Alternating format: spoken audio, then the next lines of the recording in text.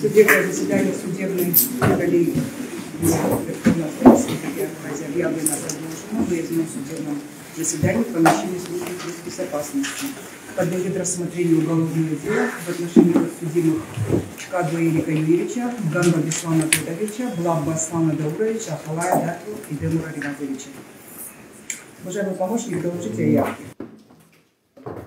Уважаемый суд, на судебное заседание явились государственные обвинители, заместитель генерального прокурора Республики Абхазия Тыркба Руслан Львович, начальник судебного управления Генеральной прокуратуры Республики Абхазия Амич Бадаур Федорович, адвокат Габилаева Геноевна, представляющий интересы потерпевших Шамба Леваса Михайловича и Шамба Хаджирата Левасовича, адвокат Чкадов Тандил Иванович, защищающий интересы подсудимых Ганба Беслана Тодоровича, Ахалая Дату Ривазовича, Ахалая Демура Ривазовича. Адвокат Аня Марина Георгиевна, защищающая интересы подсудимых Чкадова Эрика Юрьевича, Ганба Беслана Тодоровича, Блабба Аслана Дауровича. Адвокат Топагу Тимур Тарелович, защищающий интересы подсудимого Блабба Аслана Дауровича. Адвокат Скнарин Игорь Викторович, защищающий интересы подсудимого Ахалая Дату Ривазовича. Адвокат Чакрян Сергей Барсумович, защищающий интересы подсудимого Чкадова Эрика Юрьевича. На судебное заседание под конвоем доставлены подсудимый Чкадова Эрик Юрьевич, Ахалая Дату Ривазович, Ахалая Демур Ривазович, Блабба Аслан Даурович. На судебное заседание не доставлен подсудимый Ганба Беслан Тодорович. Не явился на судебное заседание защитник Ширкау Эдуард Бойкович, представляющий интересы подсудимого Ганба Беслана Тодоровича, а также потерпевшие Гушвили Шурена Визбаров, Карбунакова Лейла Олеговна, Шамба Хаджират Леварсович, Шамба Рустам Рауфович, Шамба Леварса Михайлович, Авец Башамиль Левазович, Протухина Майя Викторовна, Заранзя Утарий Родович, Ежи Вадим Робертович, Озган Виола Константиновна, Бар Руслан Константинович, Басаря Тата Сергеевич, Сава Джамал Григорьевич. И выразите свои отношения о продолжении судебного заседания в отсутствии указанного защитника. Вы считаем возможно? Не возражаете, все единогласно. У вас мнение? Считаем возможно. Судебная коллегия совещается на месте определила продолжить судебное заседание в отсутствии защитника Шимкала Эдуарда Бойковича. У нас в зале суда также присутствует съемочная группа, да, АКТРК, Абхазское телевидение. Но далее хочу также сообщить, ранее суд входил и выносил определение и разрешалось о допуске АКТРК на судебное заседание, также разъяснялись и их права и обязанности. Вам напомнить ваши права и обязанности? Ну, я тогда повторюсь.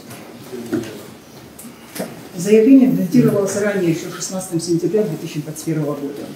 Ну и вновь тогда разъясню права. Средства массовой информации не должны предрешать в своих сообщениях результаты судебного разбирательства, высказывать мнение о признании подсудимого виновным или невиновным до вступления приговора или иного итогового судебного решения в законную силу, или иным способом воздействовать на суд.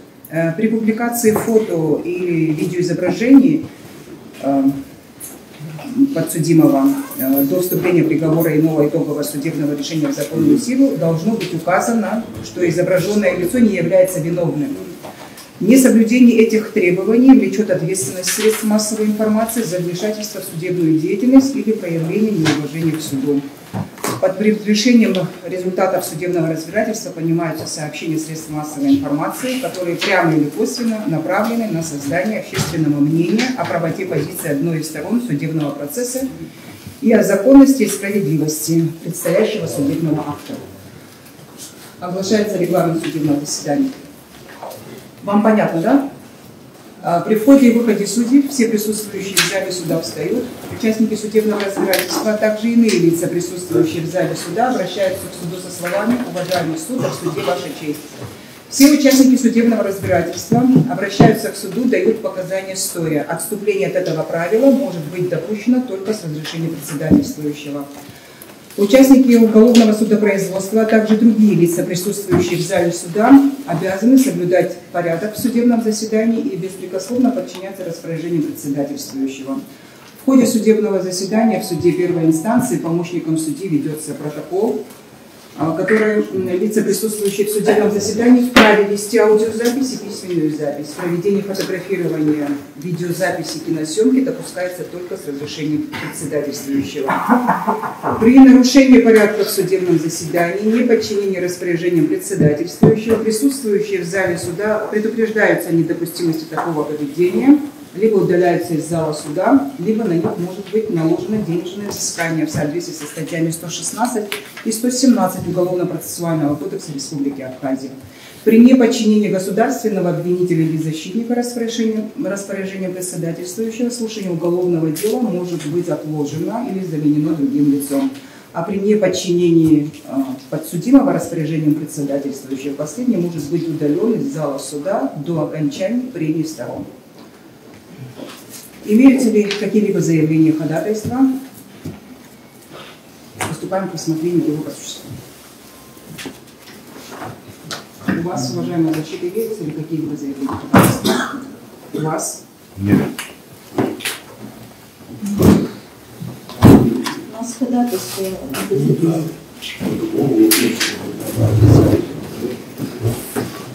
У нас есть ходатайство.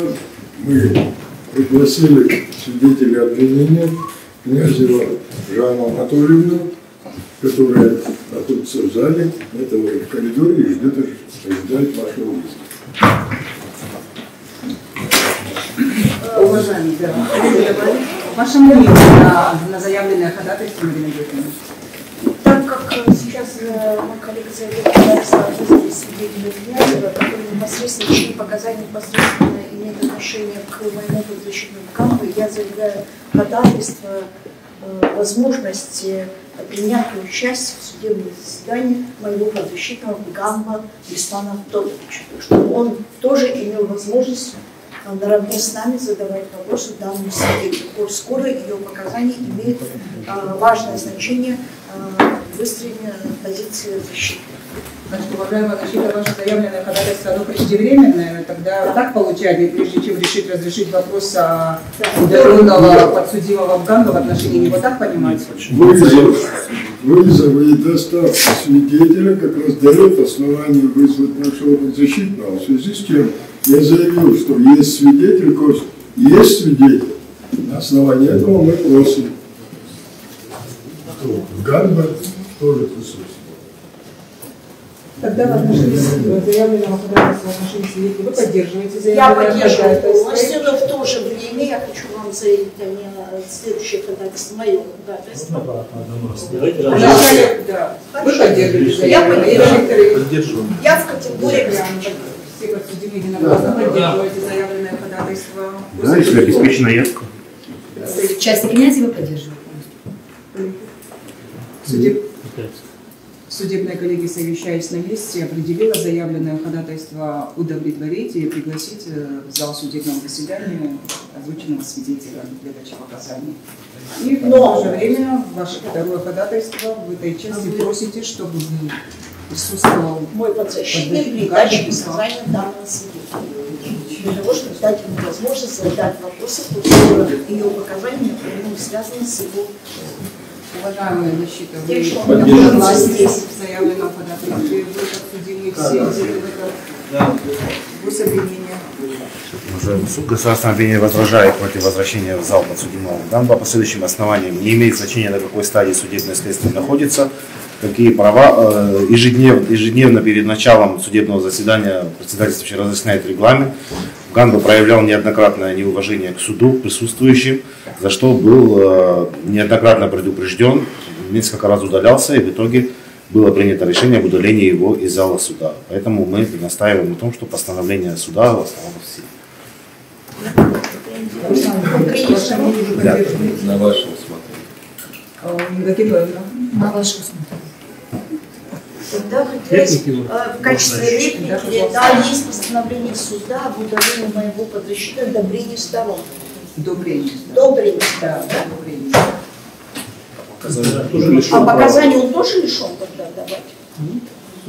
Получается, если до прения сторон, тогда он лишен возможности дать показания по существу. Получается. Есть прения сторон. Это уже... Власти, если судебное следствие закончится, мы перейдем к прению сторон, когда На любой появится такая возможность. можно заявлять ходатайство. С этим я и заявила ходатайство. Как это понимать?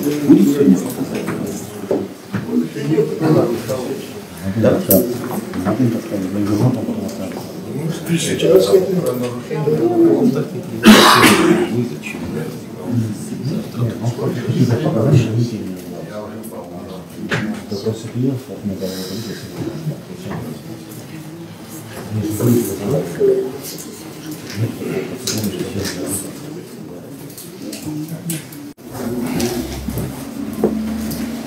В целях полноты и обеспечения защиты прав участников процесса судебная коллегия, совещаясь на месте, определила заявленное ходатайство адвоката Тани Марины Георгиевны удовлетворить, обеспечить участие подсудимого Бганба Беслана Тодовича в судебном заседании в ходе допроса свидетеля Князевой Жанны, после чего подсудимый Бганба Беслан Тодович подлежит удалению.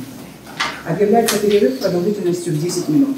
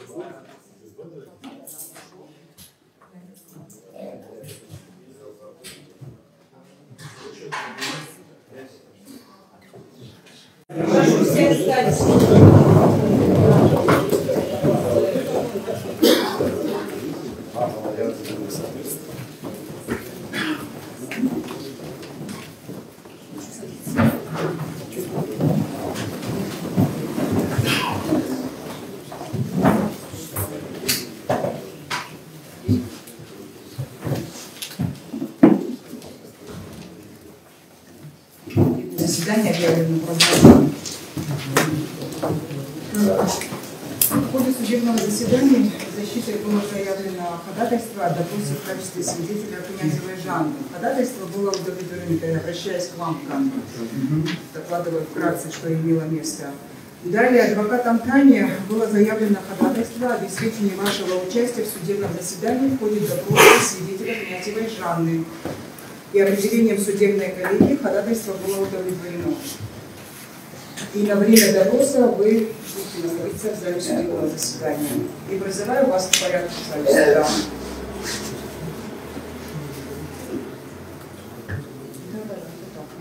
Пригласите свидетеля Князева Жанны.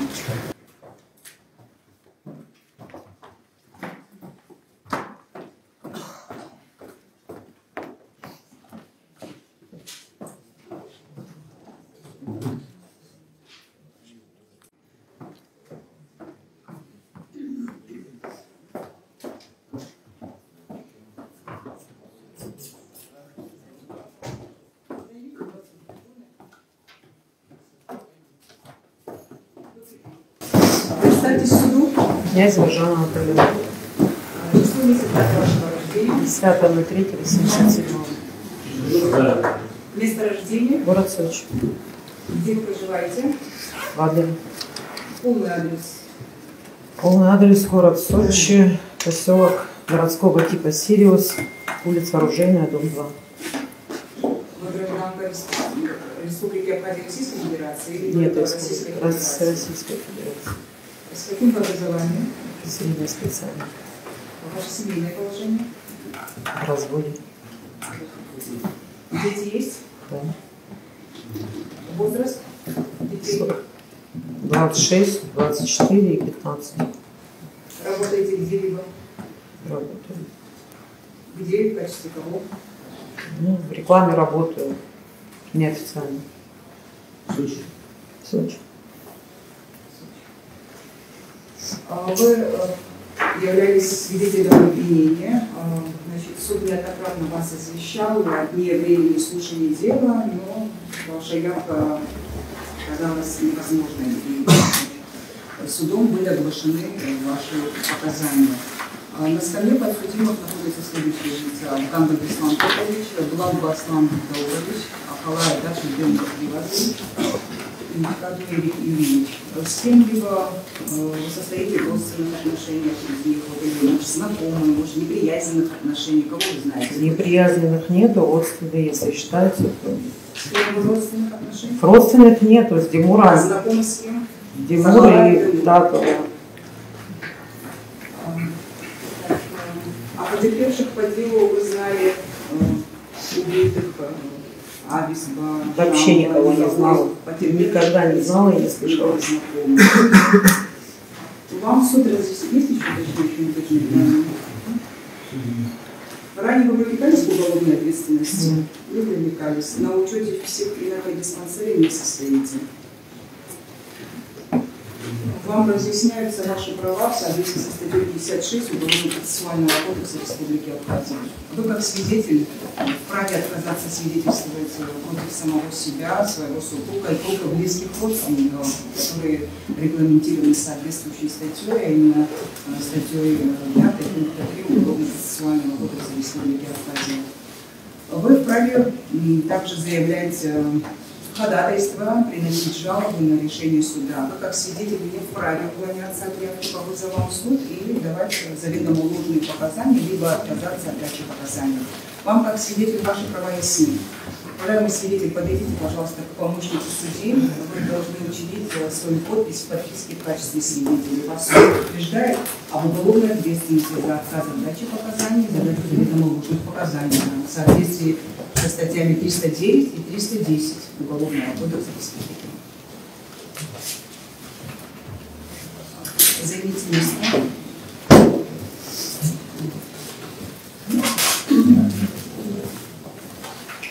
Обратите внимание, на лежит присяга, вы должны ее озвучить вслух. Я, князева Жанна Анатольевна, присягаю говорить суду правду и только правду. Спасибо. Уважаемая защита, ваш свидетель, по вашему ходатайству, ваше ходатайство будет удовлетворено и ваши вопросы свидетель. Спасибо. Уважаемый свидетель, поясните, пожалуйста, суду, как долго вы знакомы с Ахалаем Тимуром и в каких отношениях? Ну, знакомы ранее 15-го года, с 15-го года проживали вместе по 19. Проживали вместе? Постоянно или как-то проживали вместе? Ну, то там, то здесь, ну, вроде вместе были. Вы были допрошены в качестве свидетеля во время предварительного следствия. Если вы помните свои показания, поясните все вот это суду, как вас вызвали или достали, не знаю, и как вы давали показания, и что, и какие показания были даны вам. Ну, меня доставили. Начнем как-то с определенного времени, а приблизительно, если вы точно не помните, то когда и где вы находились, как все это происходило?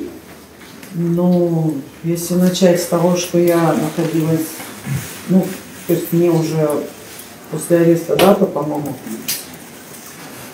ну, в общем, до меня такие слухи донесли, что типа я могу пойти как соучастница, что им там пришивают, что они там, то есть, ну, то есть вот это убийство им. До сих пор я не знала, о чем речь идет, почему их забрали и вообще что творится. Потом от слов Кристины Арицбай, ну, то есть она типа как работница МВД или где он там работает, она сказала, что типа я уточнила, там вот это, им обвиняют их в убийстве. Ну и мол, типа тебе тоже, мол, грозит опасность, то есть тебя могут тоже привлечь как, ну то есть вплоть до того привлечь как соучастница, ну в общем. Ну и я, конечно же, испугалась и сказала, что тогда я уеду, а что мне здесь делать? То есть какое-то время после ареста Тимура я еще здесь была. Вот. Ну и попросила, я говорю, ну тогда говорю, ну как бы отправьте меня домой, и, ну типа сказали, что давай мы тебя там сопроводим до дома, то есть до границы. Ну разговор был такой. Я поехала вещи собирать, там кое-что собрала, то, что с собой хотела увезти, ну, то, что было ну, первой необходимости, остальное оставила на квартире. Вот. Потом мы с Кристиной поехали к ней домой. Когда мы приехали к ней домой, то есть Сангуля, ее супруг, должен был как бы вроде бы меня отвезти на Псол. Уточните, Кристина с какой фамилией? Кристина Авинская, Сангуля, муж ее. Вот. Он Как должен... звали Сангулю? Я уже сейчас... Ну ладно. Честно уже говорю. Вот. И он должен был меня сопроводить, и потом я стою, в общем, с Кристиной разговариваю, и тут вдруг он сказал: ой, мне надо куда-то ехать там, и уехал. Я говорю: меня, мол, сейчас, говорит, приеду, мол, тебя отвезу. Уехал, и потом какое-то время спустя он позвонил Кристине, типа, я не могу, там, что-то туда-сюда. И я говорю: что случилось? Кристина говорит: он не может поехать, мама заболела резко, там, ее надо к врачу везти, в больницу, там, или еще что-то. Я говорю: что случилось? Я говорю: так резко, вдруг мама заболела. Я говорю: может быть, он не хочет меня везти или еще что-то. Я говорю: ну, сказал бы. В это время я смотрела в окно, и какая-то машина подозрительная. То есть мне показалось, что машина подозрительная, ну, как бы, наблюдает за окном. И я Кристине говорю: Кристина, говорю, вот эта машина, говорю, ты не знаешь, кто это такие? То есть меня уже так убедили в том, что я должна опасаться чего-то, что я уже, ну, увидела эту машину, и мне показалось подозрительно. Вот. Она на это мне ответила, что да нет, я не знаю. Я говорю: я уже, мне страшно, говорю, куда мне бежать, я сама уже не знаю. Нет, все нормально. Я говорю: ну ладно, говорю, тогда, говорю, я говорю, ну, пойду. Точно, говорю, ты их не знаешь? Нет, говорит. Я говорю: ну тогда я сама поеду, кого мне ждать? Ждать не дала. Вот. И я просто заметила, как Кристина очень сильно ой, я переживаю за тебя, я не знаю, я переживаю. То есть она меня с таким страхом отпускала, что она переживает за меня. Ну, в общем, я села в машину. От ихнего дома так получилось, что надо было круг делать. В какую машину? В свою машину. Пока я сделала круг, и эта машина мне уже там на круге, в общем, на выезде, она мне навстречу ехала. То есть я уже поняла, что эта машина именно за мной ехала. Потому что я посмотрела еще в зеркало боковое, она развернулась именно, и все, и поехала за мной. У меня в баке бензина не было, соответственно, я думала: ну, заеду на заправку, в любом случае не надо заправляться. Вот заправки, когда я остановилась на заправке, сразу же ко мне подошли с этой машины парни, несколько человек, и начали, ну, то есть, давайте пройдемте с нами. Я говорю: а вы кто такие? Ну, естественно, я испугалась. Я говорю: вы кто такие? Я говорю: они: мы сотрудники СГБ. Я говорю: вы, говорю, на сотрудников СГБ не похожи. То есть, я говорю, как минимум они должны, говорю, показать какое-то удостоверение. Вы, говорю, ничего не показываете, говорите: пройдемте сюда. Я говорю: на шайку бандитов похоже больше. Ну, сейчас, говорит, не умничайте. В общем, начали меня с таким напряжением на меня. И, в общем, ну, уже куда деваться мне, что я должна была биться в конвульсиях, падать? Нет, я, соответственно, с ними поехала. Я не понимала, куда меня везут и кто меня везет. И привезли меня, в общем, так получается, что в здание СГБ. Ну, вот там уже и пошло-поехало. Каждые 5 минут каждый человек заходил, каждый по-разному пугал, каждый по-разному говорил, что тебе как соучастницу здесь оставим, ты спасибо скажи, что мы вообще за тобой приехали, что мы тебя забрали, ты бы не доехала бы до Псову, тебя на Гудауте там ждали, тебя убить хотели, в общем, ну или там напрячь хотели, ну вот в таком роде, то есть всякие посылы были в мой адрес. Это вам говорит сотрудник? Ну, сотрудники, а кто они там еще, все же сотрудники были. Мы тебе камеру закроем, бритоголовые какие-то русские тут есть у нас, вот они там тобой займутся, то есть вплоть до того, что уже, честно, мне хотелось умереть в тот момент быстрее, чтобы не попасть никому в руки такие. Дальше. Что происходит? Дальше там мне нужно было, чтобы мне кое-что принесли, потому что, в общем, у меня были какие-то проблемы, мне нужно было, чтобы мне что-то занесли туда. В общем, осталось, что Кристина там, я не знаю, то ли я кого-то попросила, чтобы она, по-моему, я просила, чтобы скажите, пусть принесет. В общем, она приехала, принесла мне что мне нужно было. И с таким переживанием я говорю: Кристина, я не пойму, почему я здесь. Объясни мне, как я могла сюда попасть, я говорю. То есть я была у тебя, если ты такая, ну, так хорошо ко мне относишься, у нас родственные узы уже между нами. Я говорю: почему я сюда попала? Она говорит: я не знаю. Ну, в общем, она сказала, что она ничего не знает. Потом Джама начал со мной, ну, то есть Джаму завели сначала со мной говорить. Сангуля, Джама, супруг ее. Джама мне говорит: ты должна, ну, ты должна говорить то, что тебе говорят, мол, здесь ты можешь Тимуру помочь, типа, что вот он типа глупый, неправильно попал, он там не должен находиться, но ты его можешь спасти, вот тебе нужно сотрудничать с сотрудниками СДБ, в общем, в таком плане. Ну, в общем, они начали меня уверять в том, что они все ему там добра желают, и что я должна говорить, что должна говорить, то, что им нужно больше. Что им нужно? В общем, они мне показывали какие-то фотографии людей, которых я должна была узнать, что вот это он был. Я говорю: я не знаю, я не видела. То есть вот это он, вот конкретно прям вот какие-то лица были мне показаны, что он был. Нет, ну, Кого имели в виду? Он кто? ну, кто-то у нас дома был, который, в общем, якобы это он был из них. Давайте тогда подробно остановимся на этом, что, кто был и как был, как это происходило. Я не знаю, кто у нас дома был, знаю, что кто-то был. Нет, как вы это увидели, когда он появился? Подробно скажите, как это происходило. Ну, не знаю, в один день я пришла домой, он уже там был. Как он появился, я не знаю. Кто там был? Я не знаю, кто был. Парень был, я не могу сказать, кто он был. Что он делал? Ничего не делал, сидел там. Сидел. Вы с ним Спал, общались? сидел. Я не общалась с ним. Я не Скажите, общалась. пожалуйста, уточните, какой день, что за месяц был, число, о каком вообще собой, что хотите вы пояснить, вы оговариваете даты, если можете вспомнить, вы говорите конкретно, понимаете, какой-то день, говорите, когда это имело место. Ну, каком он день появился, уже, конечно, не помню, какой это день был. Это уже, наверное, было... Ну давайте тогда вот так. Это было после до убийства? Или до убийства, или после убийства? Ну, я думаю, что после убийства это было. Еще что за день рождения вы говорили сейчас? Ну, день рождения было у Кристининого сына Лизбы. По-моему, до этого. До того. Ну, в общем, я должна была на день рождения идти еще. Когда я не помню, уже до того пришла, когда он там был, или до этого, я больше не помню. Ну, заходите, что вы видите? Я ничего не видела, парень был, и все, спал. Я спрашивала, ну, Тимура спросила, кто это, он сказал, ну, типа, неважно, кто это, зачем тебе это.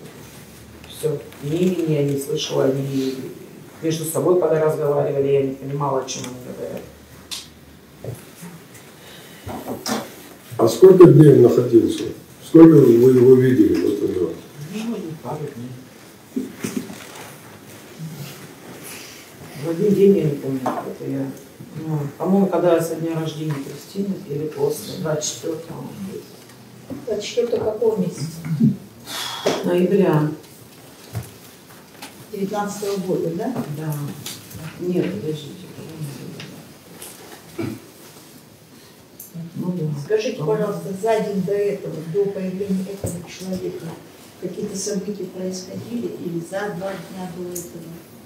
Вы куда-то ездили приобретать мандарины? Ну мы ездили, да, я сейчас не помню, какой-то день точно было, мы купили мандарины, вот здесь у вас с Тимуром. Вот вы говорите Тимур, это кого вы имеете в виду? Тимура Ахалая. Тимура. Да. Вы его называете Тимур, Я да? так Для понятия. Ну, все по-разному называют просто. Вы ездите на машине? Значит, Мы ездили, да, мы ездили на Псову. В общем, приехали, например, сегодня вечером приехали, потом на следующий день после обеда где-то тронулись в обратную сторону. А вы где попали в мандарин? Ну, здесь у вас в совхозе, там, я не знаю, как он называется, внизу. С нового района вниз съезжаешь, когда... Учпост. А у Тимура машина была или ваша машина? Моя машина. Ваша. А у Тимура на тот период вообще машина была? Нет. Купили мандарин, повезли на... Купили мандарины, поехали на Псову. В тот день приехали, в общем, оказалось, что цена даже ниже того, что мы купили. Ну и я говорю, что будем делать? Ну, типа он сказал, давай до утра подождем. Я пошла домой к себе. Домой это в Адлер? Да, в Адлер я перешла домой, потом на следующий день утром рано вернулась. Ну, в общем, мы где-то до обеда, наверное, постояли там, потом уже что почем было продали, и потом уже поехали в сторону Сухуми. Обратно? Да. Сатон. Поехали в Сатон. По дороге мы заехали в Гудауту на рынок, там купили очки, ну и потом ехали Очки обратно. кому? Тимуру. Это оптические или солнечные? Солнечные очки, конечно.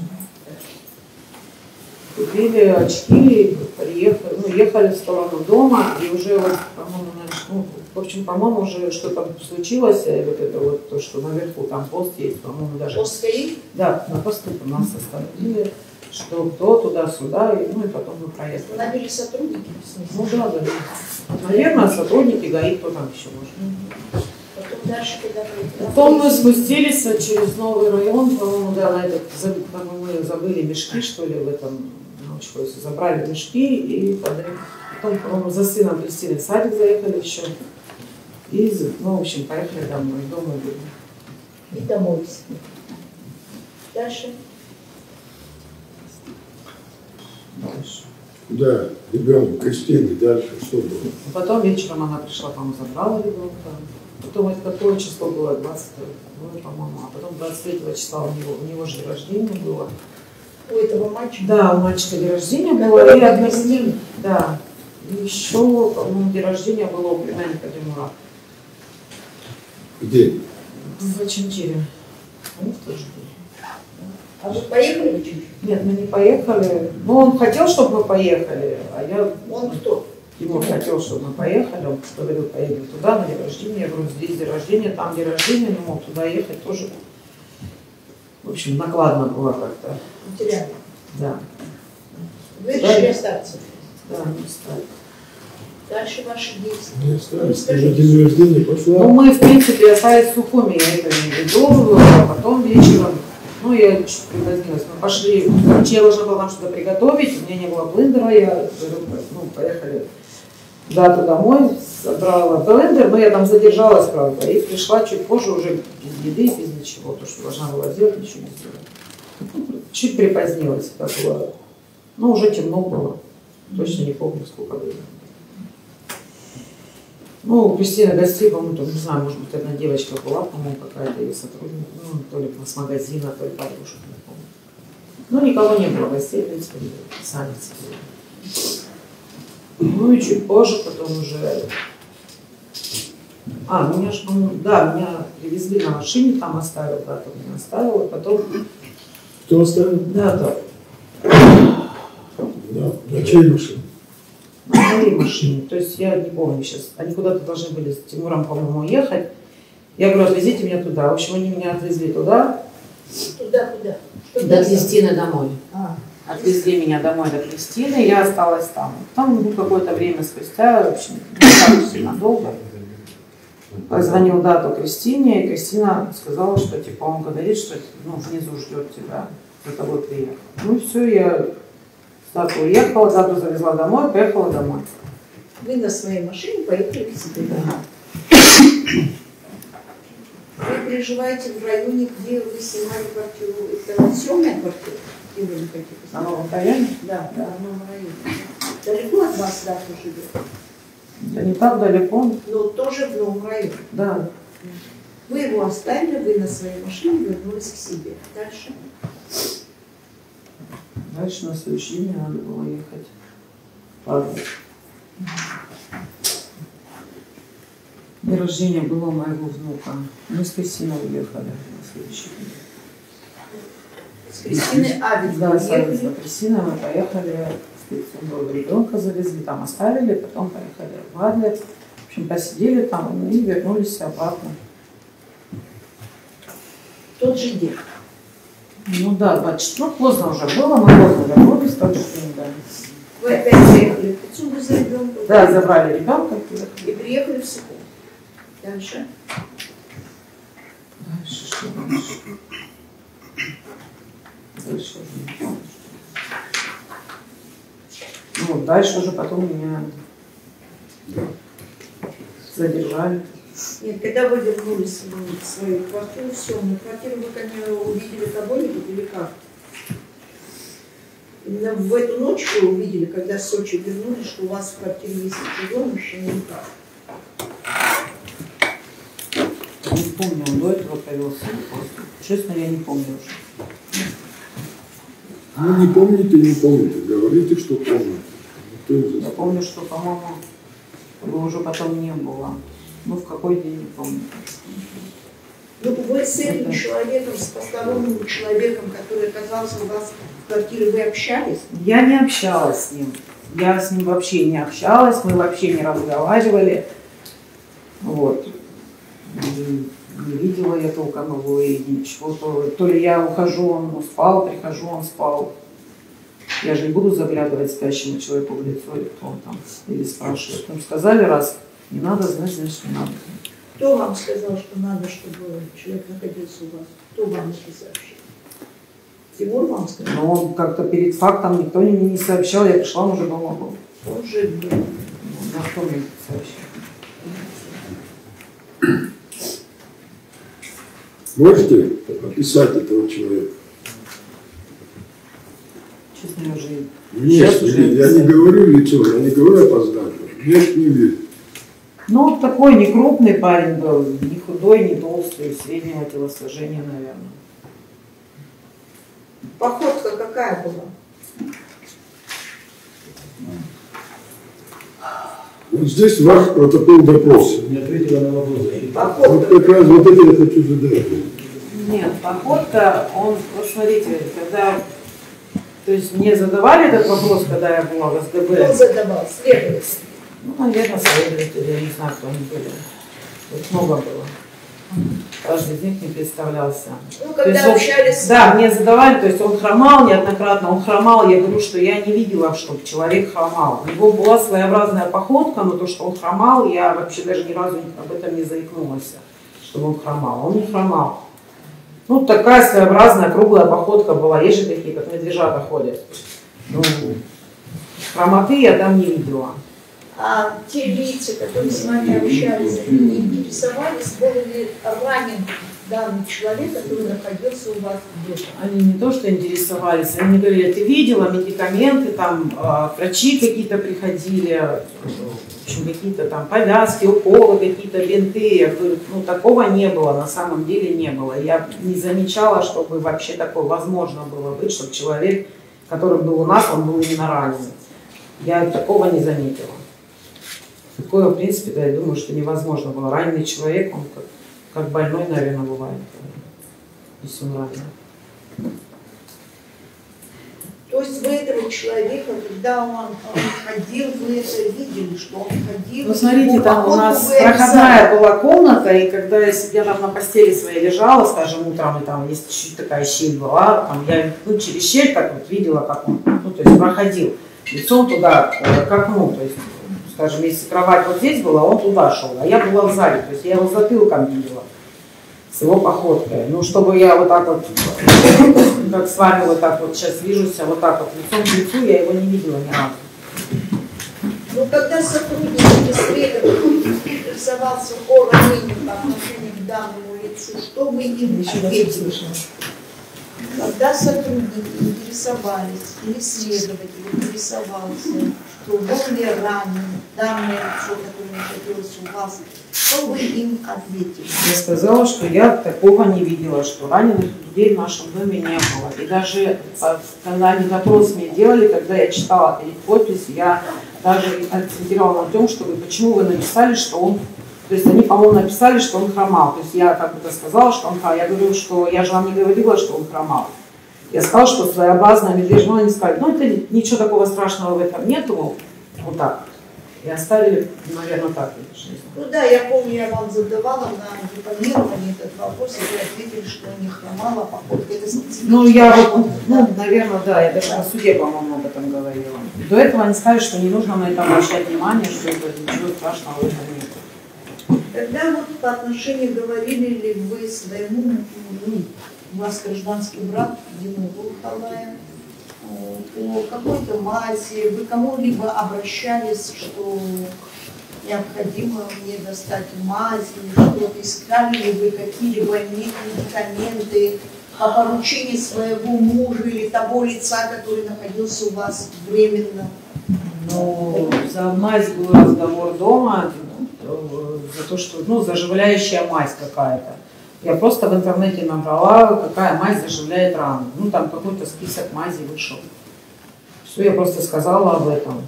Ну, а больше я, кому я могу обращаться по поводу мази или врачей? Я в этом государстве кто вообще?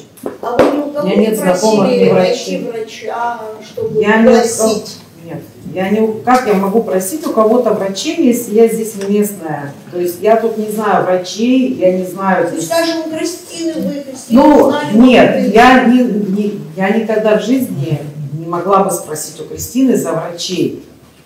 Или за медикаменты, или за что-то либо. Вообще, это я еще раз вам повторяю, если даже кому-то это нужно было, если даже необходимо было, у них есть свои языки, у них есть люди здесь местные, у них есть свои врачи знакомые, кому это можно сказать, и они могли бы это сами сделать. Кто я такая, чтобы вмешиваться в какие-то дела? И кому-то тем более говорить. Да. А вот вы в своем допросе здесь речь идет, якобы этот человек поступил на гвоздь. Вот это говорили вы, давали такие показания?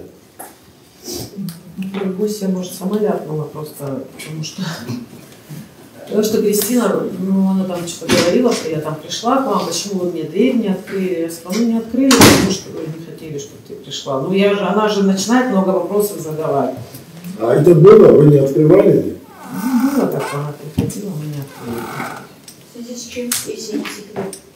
Ну, не всегда же надо, чтобы кто-то посторонний был дома, например. Но мы вдвоем дома сидим, может, мы тоже хотим как-то вдвоем побыть. Зачем нам постоянно кто-то нужен возле себя? Понятно.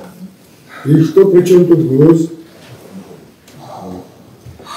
Вы говорите, я не могла ляпнуть. Когда вы могли ляпнуть, и что это означает? Ну, просто знаю, непонятно нам. Не знаю, может быть, я могла сказать, чтобы она отстала от меня, чтобы она не приходила. Чтобы она... В тот момент, когда она говорила, я говорю, ну не надо, чтобы ты, значит, приходила к нам домой. Я не стала объяснять, почему я ее не пустила домой. Зачем я подробности? Я сказала, не надо. Вот. И потом она типа, ну что, я говорю, ну не надо, говорю, кто-то там есть дома, я не хочу, чтобы ты заходила. Типа такого. То есть вы сказали, что кто-то посторонний был? Кто-то есть, да, говорю, зачем тебе нужно заходить? Я говорю, не хотела, чтобы ты заходила. Ну я это, не знаю, может я даже могла сказать, а может и нет, даже я не помню, честно. Врачей точно я этого не могу отписать. А такой мог бы вам сказать, Тимур, что наш гость поступил на гвоздь? Да нет, я думаю, зачем он такой говорил?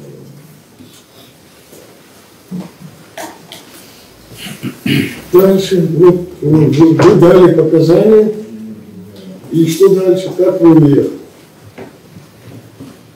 Мне было показание, лишь бы уехать, на самом деле, лишь бы уехать отсюда.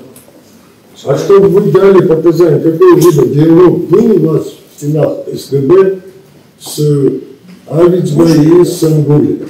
Ну да, они мне говорили, что ты должна выйти ну, то есть сотрудниками, что ты должна говорить то, что надо, чтобы спасти Тимура. То есть они меня уверяли, что все здесь друзья, что его надо вытаскивать, что он там типа по глупости. Простите, что надо говорить?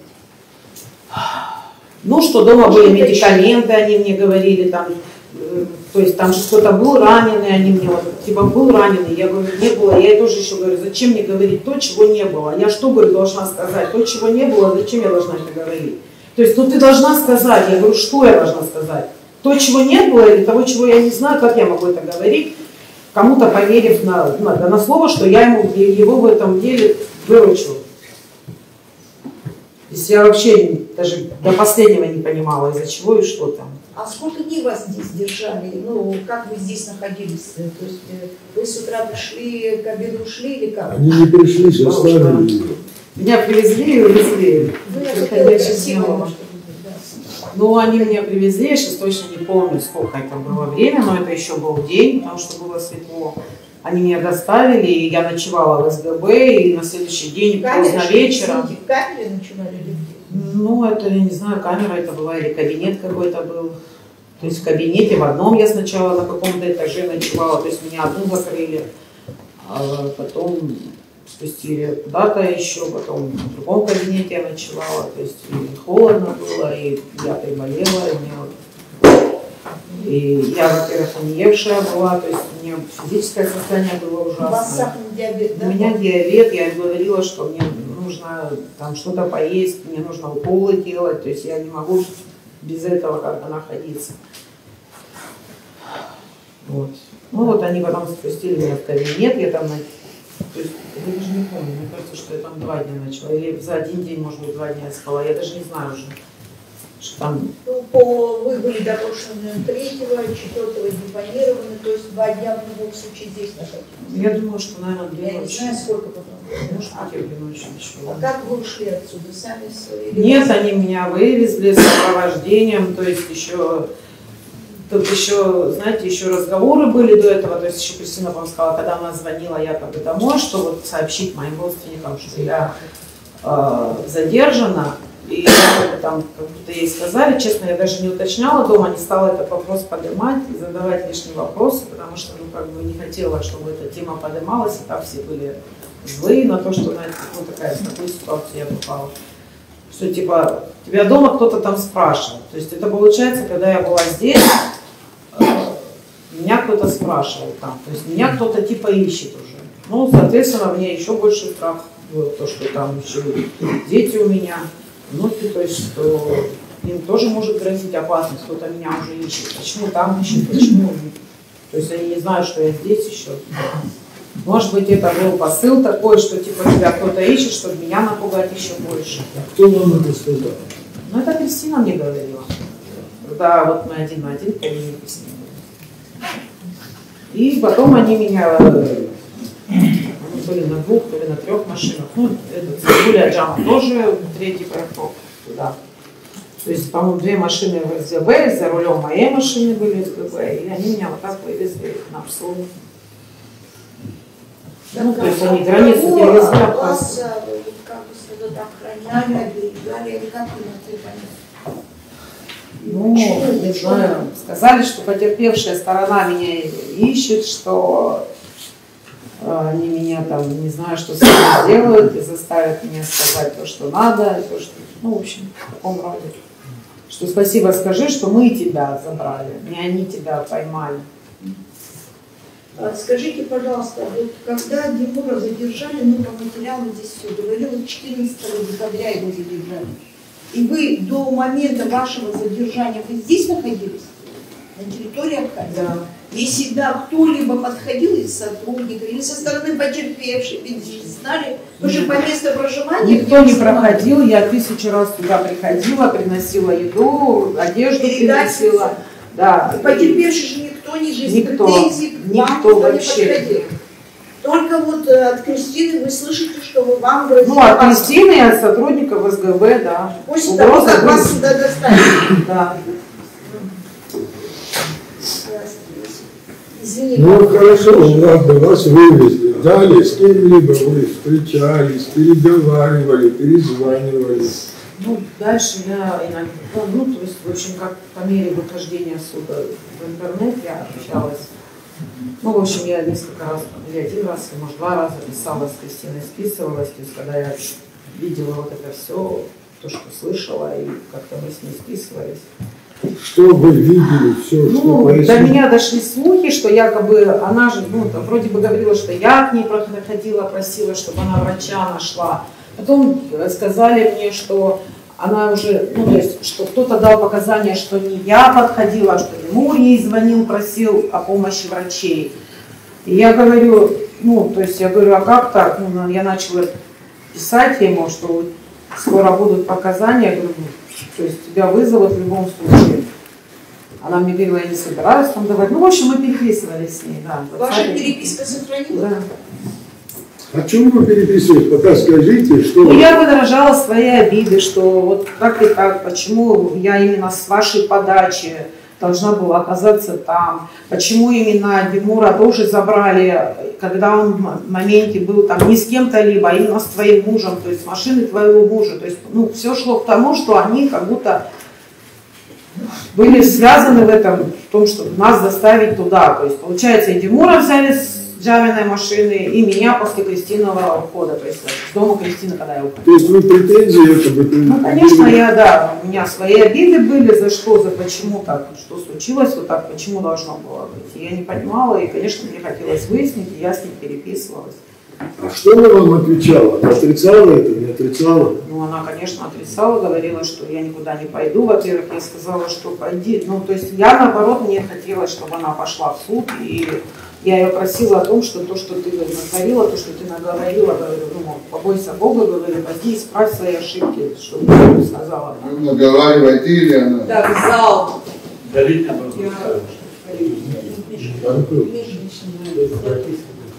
Присутствующих, кто все-таки нарушает порядок в зале суда? Встаньте, пожалуйста. Мы вас неоднократно предупреждали, вы постоянно нарушаете регламент. Судебная коллегия, совещаясь на месте, вы должны быть удалены, гражданина. Удалитесь. Вот правду говорят один раз. Да. Правду говорят. Продолжаем. Давайте продолжим. Все. То есть как получается? Ну, она отрицала то, что там, типа, она в чем-то замешана, что вот ты не знаешь, как я это сама пережила, вот мне это не нужно, я не собиралась, там, я никуда не пойду, я ничего, я говорю, тебя заставят пойти, в любом случае ты должна пойти, ты там уже что-то наговорила, ты же должна либо да сказать, либо нет. Она отрицала, что нет, я ничего не говорила, я не пойду, я ничего не буду говорить. Ну, у меня есть, в принципе, переписки с ней, которые я могу предоставить суду, если хотите. Не, вы можете пользоваться своими заметками, переписками, если что-то существенное есть в этой переписке. Это все существенно в этой переписке, я думаю. Ну, то есть я, в принципе, когда с ней переписывалась, я на тот момент, я почему, ну, как бы тоже ее просила, что я не могла сюда прийти в тот момент, я не знаю была. И долгое время еще... Здесь чем? Ну, и там у меня были кредитные задолженности. Другие, да. Я не могла ехать сюда, и как-то хотелось все равно, чтобы эта ситуация изменилась в лучшую сторону. О какой правде? Вы говорите, скажи правду, исправь свои ошибки. Что имели в виду?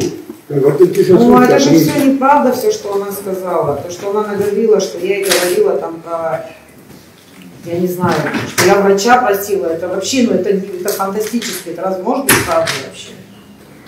Что за бред? Со своих она каких-то, она выводы сделала со своих, я не знаю, подозрений. Почему? Потому что я задержалась на день рождения ребенка или еще почему-то.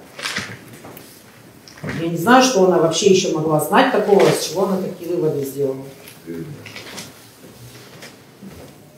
Но она была здесь допрошена, и она в своих показаниях сказала, что якобы вы обращались, потому что раненый находится у нас в доме. Понимаете, своему знакомому, некому Кипрскиригия. Было такое? Вы вообще знаете, кто такой Кипрскиригия? Я знаю Фатим, что муж он хирург. Потому что я сама тоже, ну, как бы... Кто такой Фатим? Подруга Кристина Адетовна. Дальше? Ну, как-то было, я говорила ей, что типа там у меня спина болит.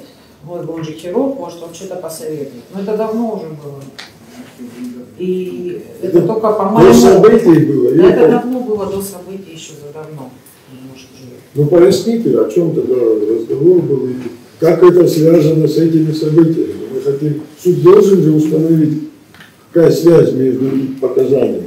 Что вы когда-то через Фатиму просили?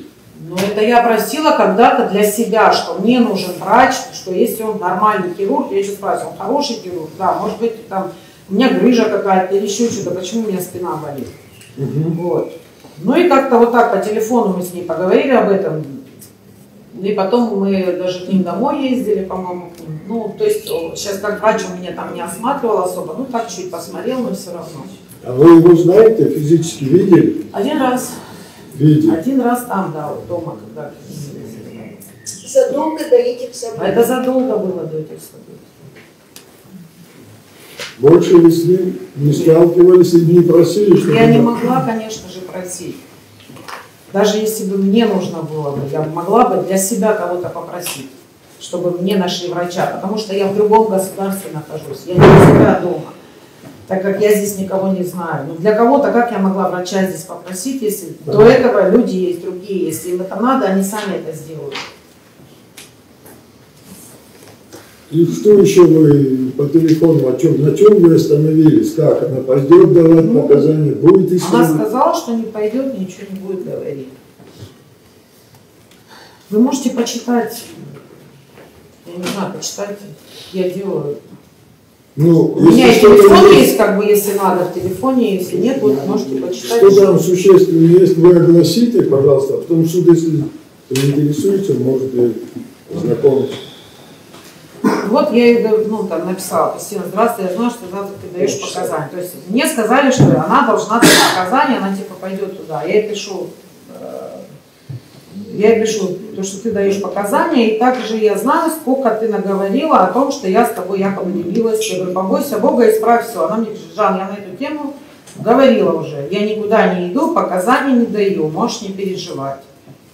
Я говорю, ну, типа, все равно буду давать показания и буду, ну, то есть, и не буду говорить о том, чего не было. То есть это я.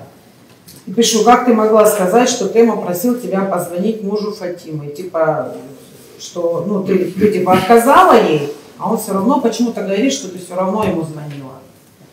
Она пишет, забудь, пожалуйста, эту тему. И многое, ну, за это время поняла. То есть она потом мне еще подчеркивает, чего, мол, типа, я, ну, то, что я ей сказала, что она Тимура просила. Она с удивлением сказала, чего. Она подтвердила. Вот, она пишет, что за новый прикол? Я пишу, муж Фатимы дал показания. То есть я от кого-то слышала, что он якобы дал такие показания. Вот, что она говорила все-таки. Вот. Она пишет, я сейчас узнаю, кто кому звонил. Я ей пишу, тебя, может, заставили что-то говорить, честно скажи. Она говорит, что за бред вообще, откуда ты берешь такое, слушай? А я пишу, я не знаю, мне сказали. Тот, кто читал твои показания, ну, кто-то сказал такое. Такой слух пошел. Она пишет мне, ты сама это видела? Я говорю, нет, не видела. Типа мужа Фатимы тоже не видела, ну, один раз видела давно еще. Она пишет мне, подожди, я узнаю. Потом она пишет, что муж, ну, то есть она почет. Он сказал, что я ему звонила и говорила, мол, что-то, не поняла. Я говорю, говорит, что ты звонила и сказала, что тебя Тему просил позвонить ему, что типа у Тему раненый и надо ему помочь. То есть как будто он это говорил. Но она же вам здесь говорила, что я ее просила. То есть у меня эти переписки есть, что она это говорила. Она говорит, Гея, мне также так сказали, что Гея подтвердил, что она ему звонила и просила там за какого-то врача, якобы. Ну это до меня такие слухи дошли, я не знаю, насколько это правда. Я об этом с ней говорила. Она мне пишет, такого не было. Гея сегодня, Гея с ними сегодня разговаривала. С кем разговаривала? Я ей спрашиваю, ты читала, что подписываешь? Она мне пишет, Жанна, я очень устала от этой темы. Все ищут крайних. Почему-то виноваты все, кроме виновных. Есть Бог, кто решится. Почему-то виноваты, если бы ты об этом начала говорить год назад, у меня бы ёкнуло что-то. А сейчас мне не до вас и не до кого. Так, я говорю, типа, когда Тему арестовали, я прибежала к тебе и сказала, что в этом Дата Яхра виновата. Я ему, говорю, такое, якобы я такое сказала тебе. И Джама был с Тему. Джама даже сказал, что типа Тему сказал, то есть Джама говорил Тему, когда его арестовывали, или забирали с машины с его, что типа, ты убегаешь. А он еще звонил же и говорил, что он сказал, я ему сказал, бежи, а он типа говорит, зачем мне бежать? Если человек ни в чем не виноват, естественно, ему незачем бежать. То есть, имеется в виду Ахалай Дымов, да? Да, когда его арестовали, ну то есть задерживали в тот момент, Джама же с ним был в Стамбуле, и он, когда он позвонил нам, а мы были дома с Кристиной, он сказал, что, блин, его тут принимают, ну, то есть его приняли, а мы, говорит, я, говорит, ему сказала, у него была возможность, типа, убежать, я ему сказала, типа, вали, а он не убежал. Я говорю, зачем убежать вообще? Ну, и он не убежал, на самом деле. Об этом, да, в переписке? Да? Если что-то есть существенное, это не обязательно все зачистить. Что там есть существенное? Я ей пишу, что, ну вот, то есть я ей вот это говорю, она мне пишет, что вот у тебя хорошие информаторы, типа, есть. Быстро ты успела друзей завести в Абхазии. Я пишу, говорю, друзья, о чем ты? Ну, типа, она, типа, ну кто тебе зачитывал? Типа, по твоим словам, кто тебе зачитывал? Я сказала, что у меня здесь друзей нету. Вот. Вы сейчас Ну, не важно теперь. Да. Ну, в общем, вы знаете, вы можете сами вот почитать, и для вас будет больше яснее. Сейчас я просто немного волнения, и могу что-то, и интонацию не буду сказать, или еще что-то. Хорошо, понятно. Если вам есть... А вы вообще следите за этим процессом? Он идет по телевизору, где он доступен, все. А вы видели по телевизору показания, слышали показания Авита? Да. Вы согласны с этими показаниями? Нет, поэтому я и здесь. То есть как? Кристина Ависта. Потому что, ну, то есть я вот тогда тоже, когда услышала, вообще в бешенстве была, и говорю, как так можно вот такое говорить. То есть я услышала здесь вот, ну, вот с вашей стороны, что, то есть это слова, скажем, ну, вот эта бумажка может быть, то есть это может быть источник неверный, что нету верного источника, но я тогда начала понимать, что только я могу прийти со своим телефоном и показать ту переписку, которая была у меня с Кристиной. Ну, после начала решать. Ну, вы же не могли выйти. Я не могла, но пришлось решить свои вопросы очень быстро. Ну, к тому времени, в принципе, я уже в процессе была, ну, то есть я начала процесс банкротства в начале года, и уже вот к концу года я уже была почти, то есть, да, я еще зависла, я ее заплатила, и уже не открыли, да. То есть вы пришли сказать правду, что это... Ну, да. Спасибо вам за это.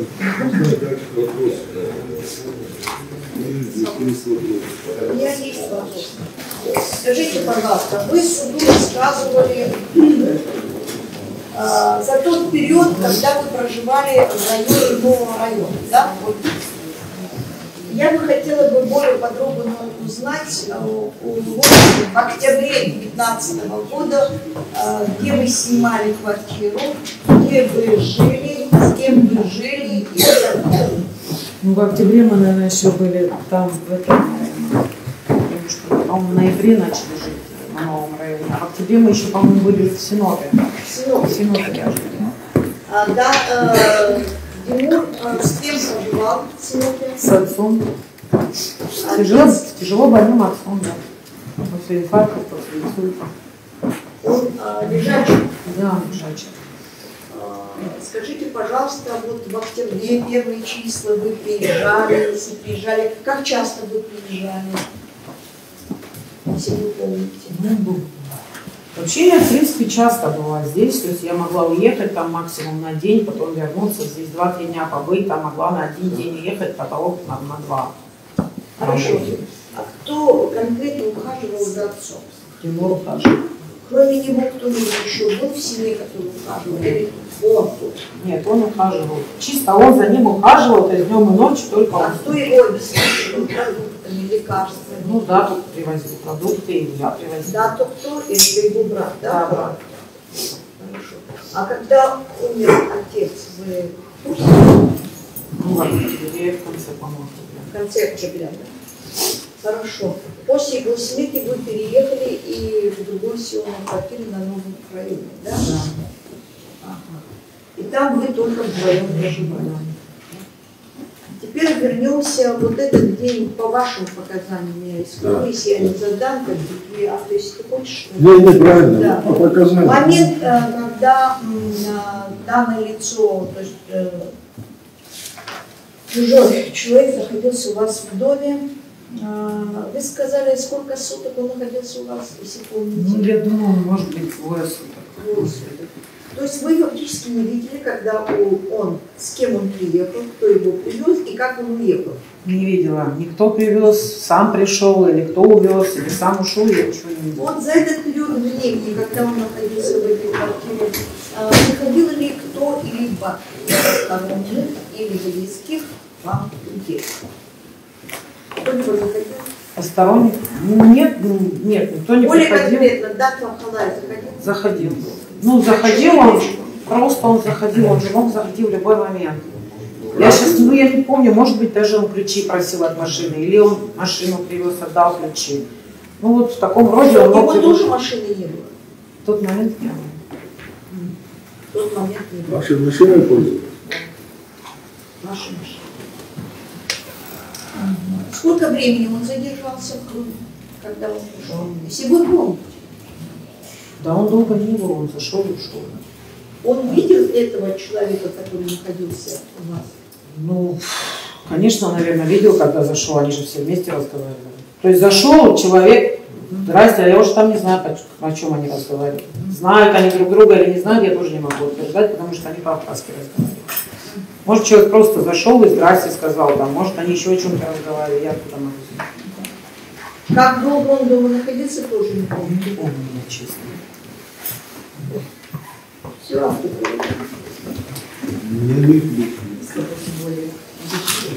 Скажите, пожалуйста, у Теймура какой-либо автомобиль имелся?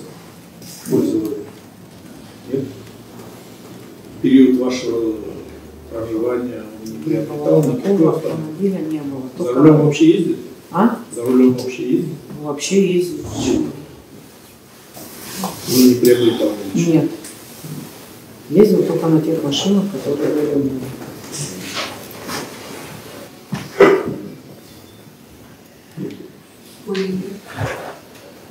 А вы можете представить суду для приобщения к вашим показаниям сейчас, если вы это желаете, только вы это можете?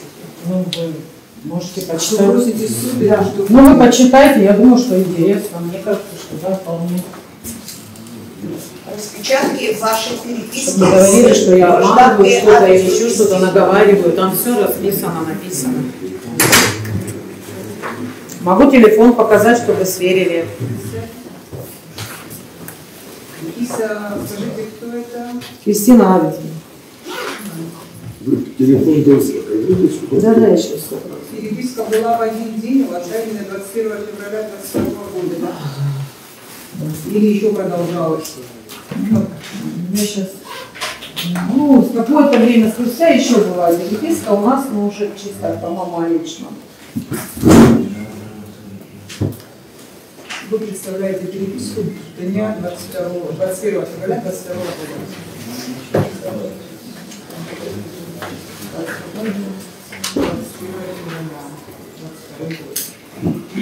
Ну вот, 22 февраля 22 года.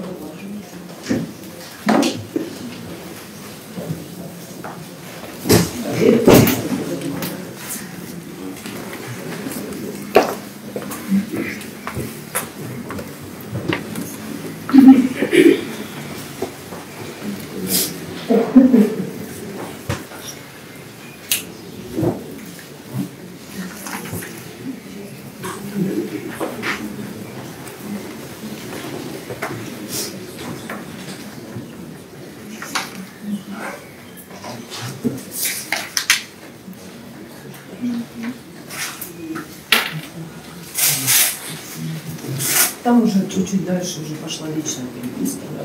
Я просто все помощи не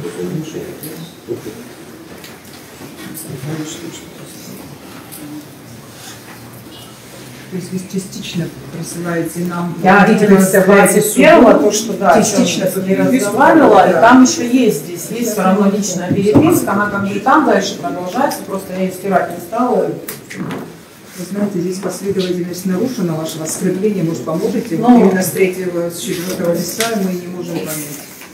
Именно дальше. Первые 3 листа, что это верно? Закладка идет какая-то.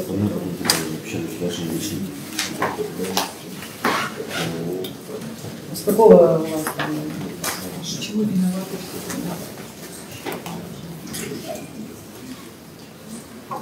Здесь просто последовательность нарушена. Смотри,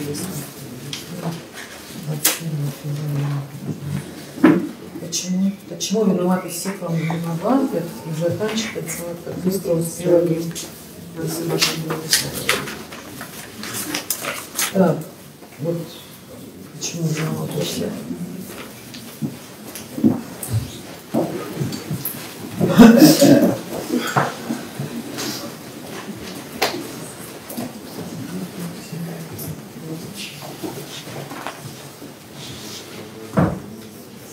Потом обратно, да? Ну, хотите,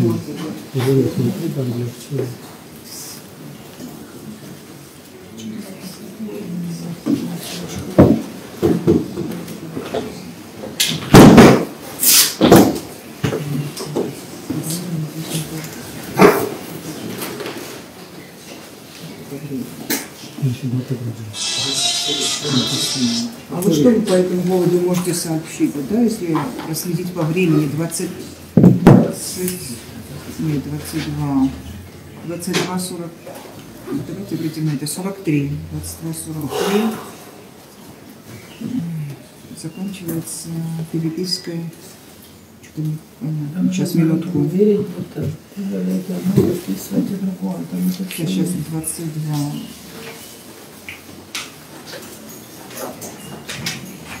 Это моя смс. Я это ей пишу, то есть вы с этой стороны смотрите. Пошли?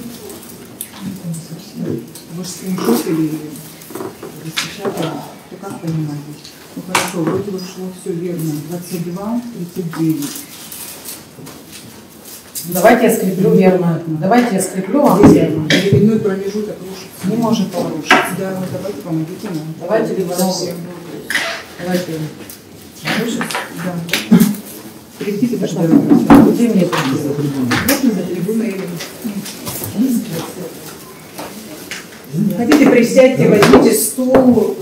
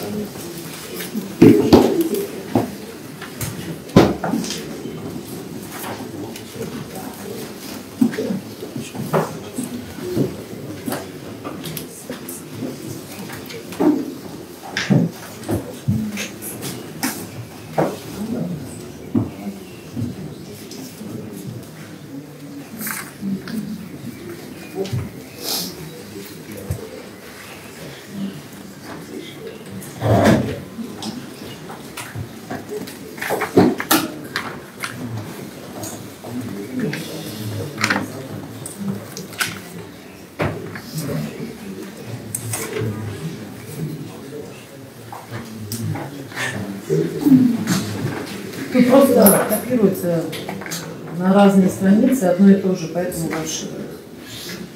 Да, там накладка. Да, повторение просто идет. Обратите внимание на время поступления СМС. Они не могут быть другими, потому что у меня есть вот телефон, вы можете заново все скриншотить, если они не могут расхождения. Почему?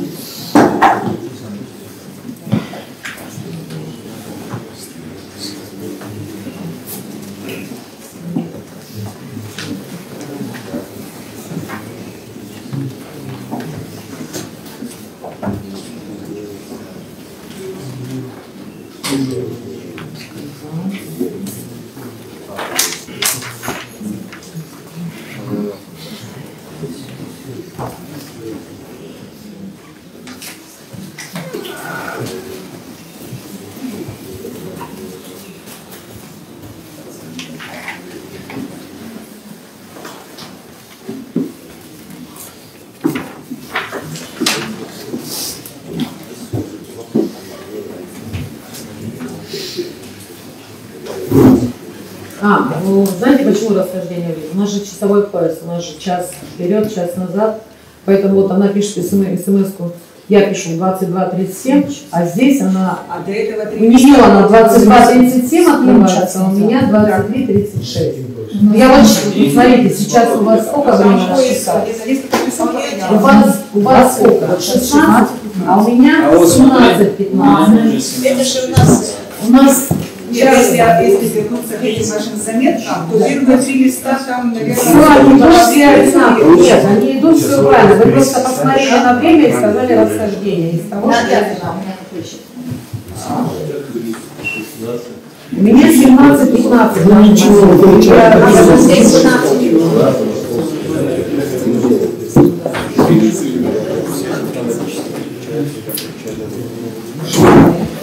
Что это меняет? Не знаю, что это меняет. Они все прицеплены.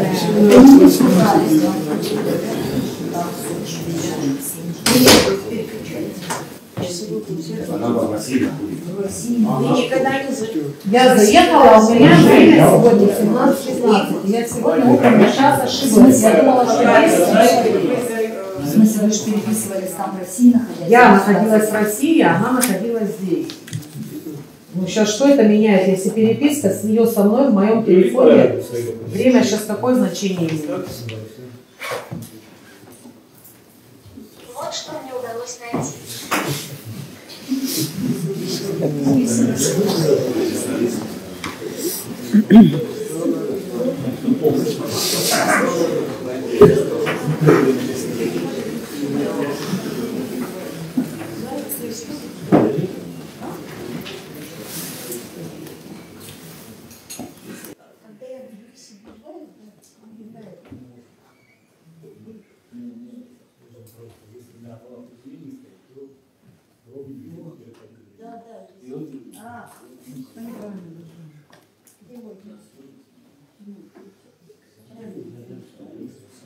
Достаточно приведено, то, что распечатано, совпадает с вашим телефоном? Сейчас я еще последнюю страницу.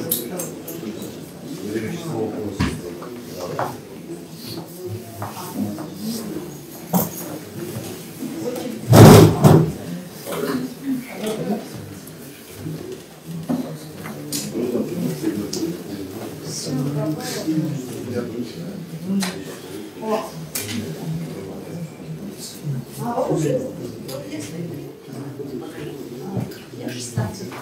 А ты 17 до 7. Мне 16. А?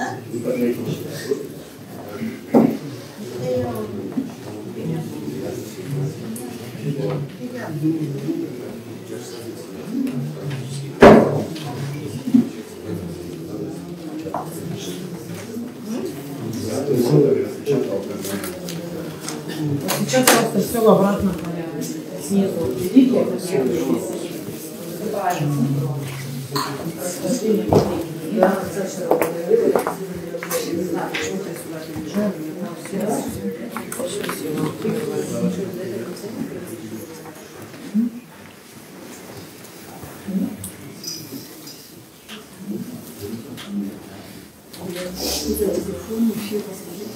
Samsung Note. Вот, начало. То есть вы сейчас говорите, а следующее выбираете.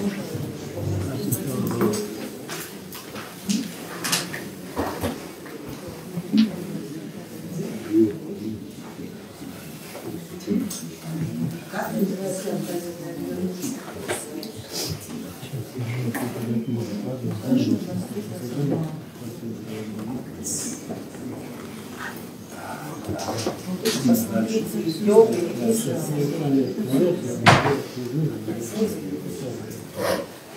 То есть там просто дублируются некоторые слова на следующий этап, если все расступают.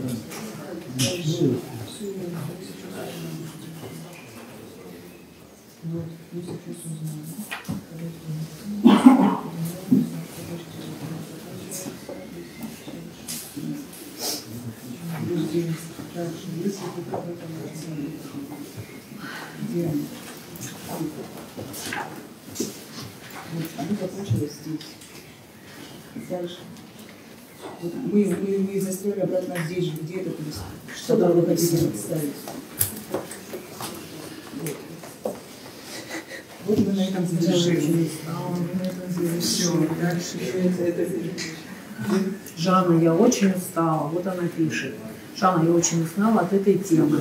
Вот, заканчивается вот дело. Это ее. Если все решится. Это есть. Это есть? Дальше следующее. Вот здесь почему-то все, если Бог все решится, если буду говорить, то у меня что-то, вот, вы об этом начали говорить, вот назад у меня что-то ёкает. То есть они просто дублируются. Дальше вот этот текст. Здесь начинается.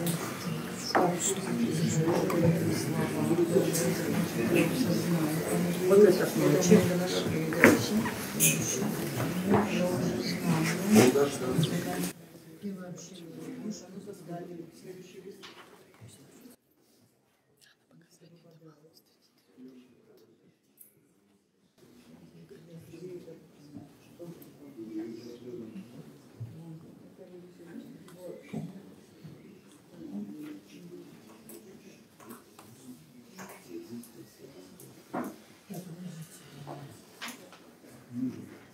Да, вот она его дублирует. Вот это все было, я на суд не приду. Вот она пишет показания, давать не буду. Вот ее все, поверьте, вот это, вот здесь. Поверь, я все могу. Так это дублируется. Где оно должно быть здесь? Я тебя слезно просила. Дальше. Я ничего не слышала.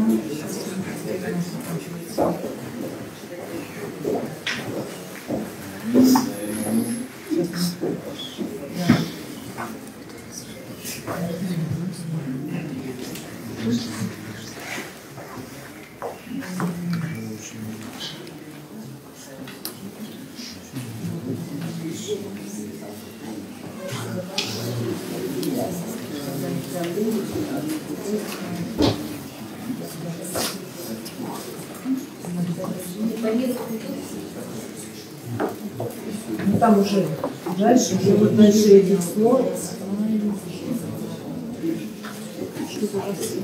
Нет, это я нашла. Дальше оно заканчивается. Да. Это все. Да. Дальше. Нашли? Следующий лист. Следующий. Ну тут уже более личная такая. Понятно? Такая, я ж не стала просто. А ты последний лист? Уже совсем последнего тоже нет, я не до конца решила. Что-то положите здесь. Последний. Ваша земля.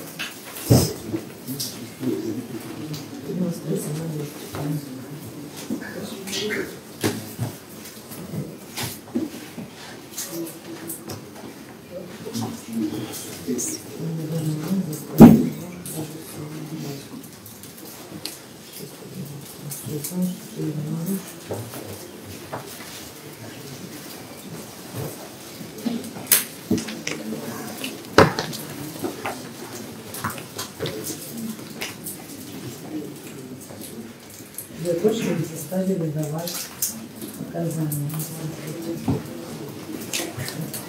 Перескочили.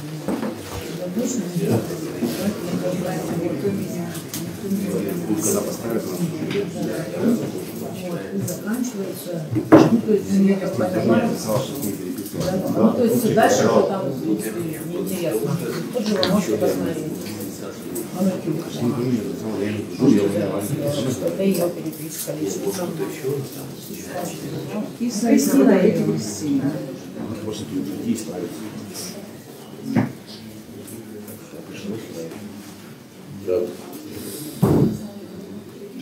Переписка одного дня. 21 февраля. Об этом на день 2022 года. Эти заметки вы хотите, что с ними? Просто для обозрения? Ну, или вы же... можете почитать и посмотреть. Хотели бы вы, уважаемые?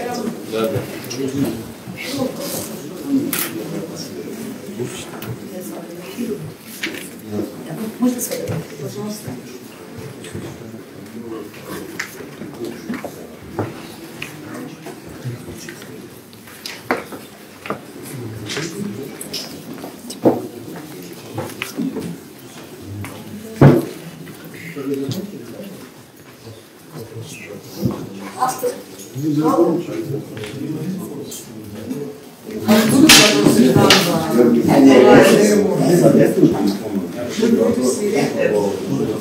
А если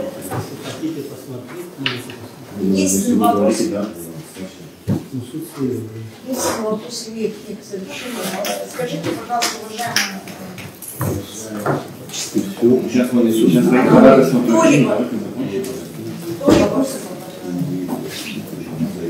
вот на момент вашего проживания с Халаем Тимуром приезжали к ним друзья или рассказывал ли он о них, как, например, Чкадо, Эрик, Лабба, Аслан по кличке Якудзе, может, он говорил. Вообще Говорил ли он о них? не было никогда вообще посторонних людей, не было никаких разговоров о каких-то других посторонних людях. То есть мы же, в принципе, жили своей жизнью. И мне не интересны там какие-то дела, и, в принципе, он сам с людьми особо много не общался ни с кем, чтобы где-то видеться. То есть, когда я приезжала, мы были всегда вместе, он не отдалялся, в принципе, никуда, ни с кем. Не было каких-то дружеских отношений с кем-либо, чтобы куда-то ходить. Еще второй вопрос. На момент, вот, когда он ухаживал за отцом до его смерти, до смерти отца, ему вот последний месяц вы говорили, что тяжелым, ну, постельно лежачий был, он мог вот на длительное время оставлять его, закрыть и уехать, или как-то мало? Нет, он его вообще не оставлял, вообще никогда не оставлял. Все, что нужно было, в принципе, привозили. Или я, или Дату мы привозили, он постоянно с ним находился. Он нуждался, в принципе, и в уходе, и в туалете, и купать его надо было, и кормить его надо было, он сам не мог, поэтому он его не мог оставить.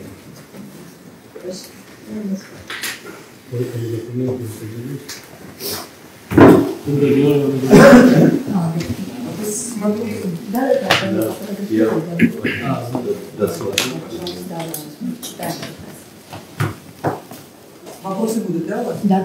Пожалуйста.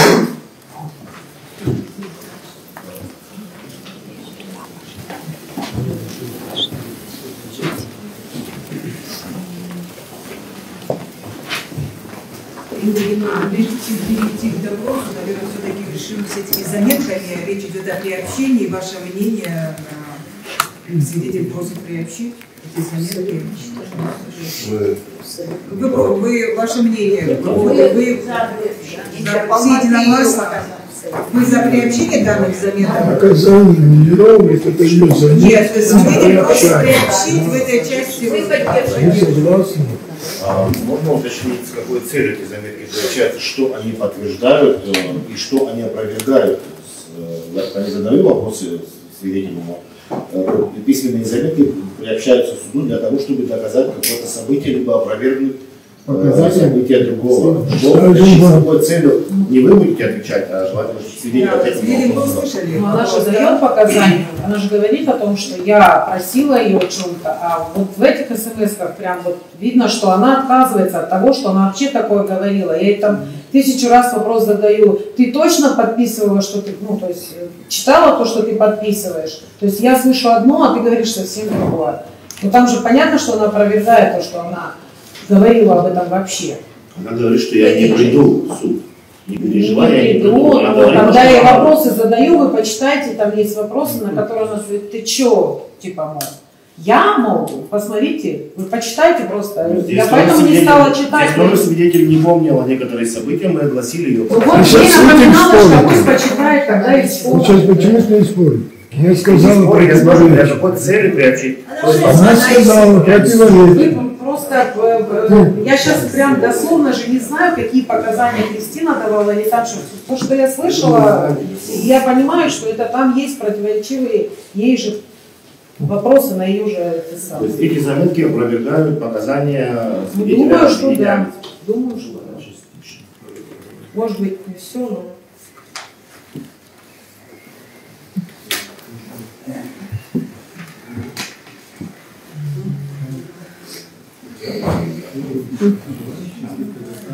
Она же там пишет, что я не говорила. Ну, среди заметок следует, что вы избегали с ним встреч и так далее. Подсудимые все О, эти она вопросы. просила. Нет, Приобщение заметок. я избегала встреч. Вообще, а что мне избегать с ним встреч? Просто я не хотела с этим человеком дальнейшего общения, поэтому...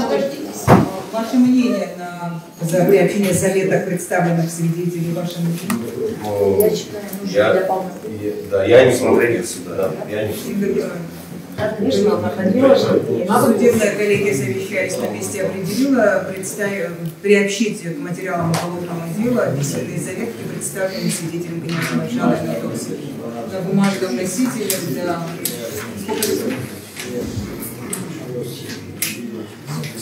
На 10 листах. Формата 4 приобщается к материалам уголовного дела. Вопросы?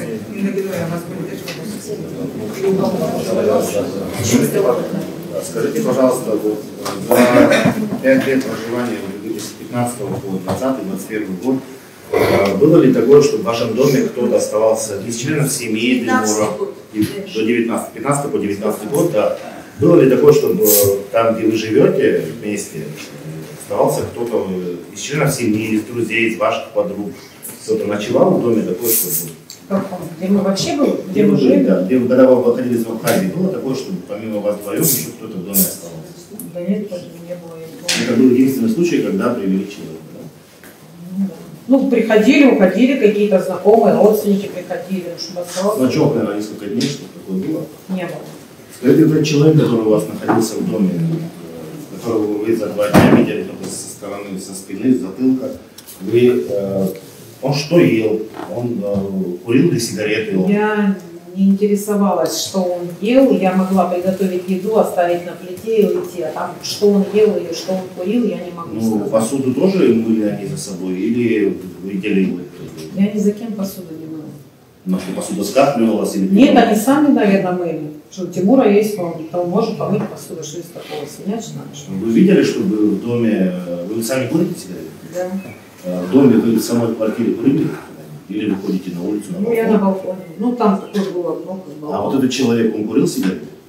Я не знаю, я не находилась постоянно, 24/7. Когда вы с ним в находились обществе там? в одной комнате тоже не Не находилась. надо раздражаться на мои вопросы. Вы Я скажите, не вы слышали раздражаюсь. запах сигарет в доме, когда он У нас запах сигарет всегда мог быть, потому что я курила, и Тимур в курил. доме, в квартире курил? Да. Можете описать квартиру, как по размерам, сколько комнат, какие они по...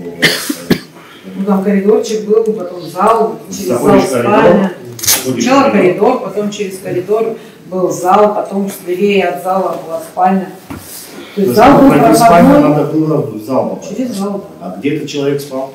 Он спал прямо в зале двери, получается. То есть дверь была направо, а он вот здесь диван был. В зале? Да, да. То есть, чтобы пройти в вашу спальню, вы должны были пройти комнату, где он находился. Ну да, конечно. Видели ли вы, чтобы этот человек имел с собой какие-то вещи, сумки? Он переодевался за эти 2-3 дня? И в чем он был? Ну, ладно, Я вообще сон. не видела ни сумок, ни вещей, честно говоря. Мне казалось, что он в чем был, в том и был. А в чем был? Ну, в футболке, в спортивках, по-моему, он был. Цвет? Фирма, может, помните, полоски какие? Что помните, то и говорите. Ну, темные спортивки были, не знаю, может быть, даже темная футболка, не могу сказать, что было. А вот видели вы, когда заходили в дом, обувь какая-нибудь у порога стояла, в тапочках он ходил, в чем ходил? В обуви? Наверное, стояла обувь. Я же думаю, что не можешь без обуви жить. Я поэтому спрашиваю, вы видели обувь? Вот он оставлял ли обувь? Что ходил помните, по то квартире? и Я не могу сказать, что я помню, какая обувь там стояла. Понятно, что обувь была у него. Естественно, он же не просто пришел туда. А какую именно, я не могу вам сказать, естественно. Скажите, пожалуйста, в ванной комнате он пользовался душем? Были какие-то у него личные принадлежности, зубная щетка, паста, вот, чтобы стояла в ванной, вы же 2 дня заходили в ванну, видели его какие-нибудь туалетные принадлежности? Нет, конечно, нет. А чтобы он принимал душ, ходил? Ну, я вам еще раз говорю, я же 24/7 не сидела, естественно. Если человек не хотел, может быть, чтобы я его обратила внимание на него, естественно, возле меня бы он никуда не ходил и не маячковал возле меня, чтобы я его видела. А было ли такое, что вот именно вот во время вашего присутствия он старался избегать с вами взглядом, прятал лицо? Замечали такое, знаю, что он избегал или не избегал, но факт то, что ко мне лицом не стоял ни разу. и вы поняли, что он владеет абхазским языком, так как он разговаривал с Он не Мурами, да, на абхазском. разговаривали, да. На русском языке вы слышали какие-нибудь слова? Нет. Какой-нибудь акцент у него был, какой-нибудь говор, сломанный голос? Я откуда помню, уже 3,5 года прошло. Вы какие подробности сообщаете, если не помните, не помните. На русском разговаривал? Я не знаю, разговаривал он. Со мной-то он не разговаривал, а с кем еще по-русски В он присутствии разговаривал. вас, когда он разговаривал, вы Ну русский зачем язык ему слышали? по-русски в присутствии зачем моем я? раздать, тем более в Ваш присутствии голос моем не они не разговаривали. Может, они разговаривали где-то там. Я Вы же не жили у сижу этого с ними человека 24 телефон, на чтобы он 7. пользовался телефоном. Нет, Он вашим телефоном просил, вы Нет. когда не пользовался? я свой телефон никому не давала. Скажите, пожалуйста, вы покупали этому человеку какие-нибудь продукты питания, сигареты? Ну, как-то Тимур просил меня какие-то сигареты купить, но я даже не помню какие. А где это происходило и какие сигареты просили? Это когда мы ездили в Адлер, потом обратно возвращаясь, он мне позвонил, купить сигареты, сказал. Фирму? Да, Фирму не помните? не помню. Ну, вы не возмутились в тот период, что недорогие сигареты, может, подешевле? Ну, может, и могла возмутиться, если дорогие просили. А не помните какие? А? Не помните, какие, какое количество он просил? Одну пачку, блок? Я не помню.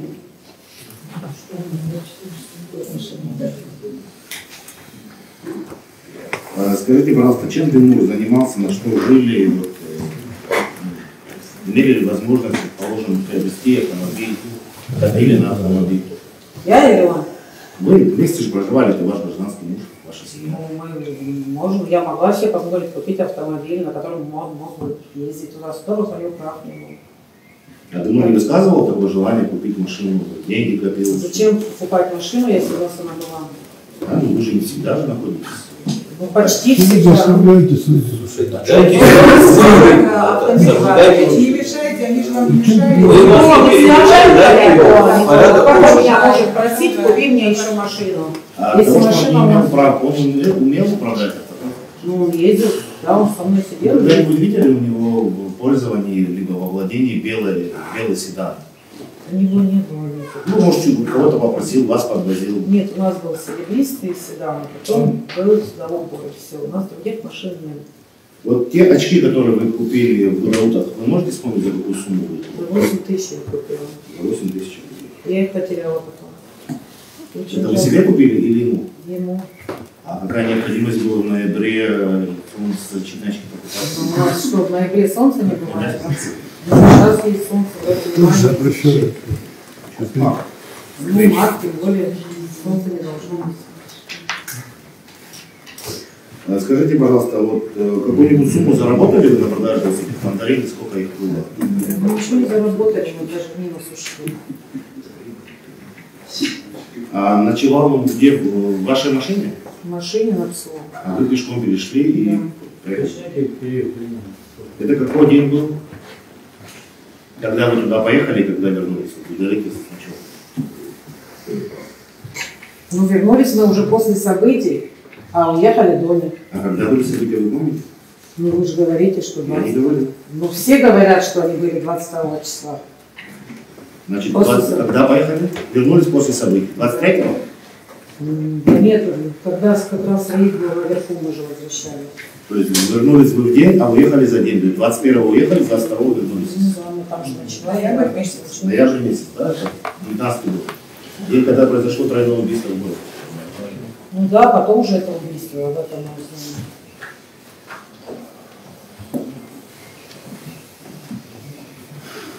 Так, вот, когда вас остановили на посту, сотрудники милиции объяснили, что происходит, в связи с чем, от кого вы вообще узнали о том, что в городе произошло? Ну, мне никто ничего не объяснял, они опять по паспортам переговорились и к нему уехали.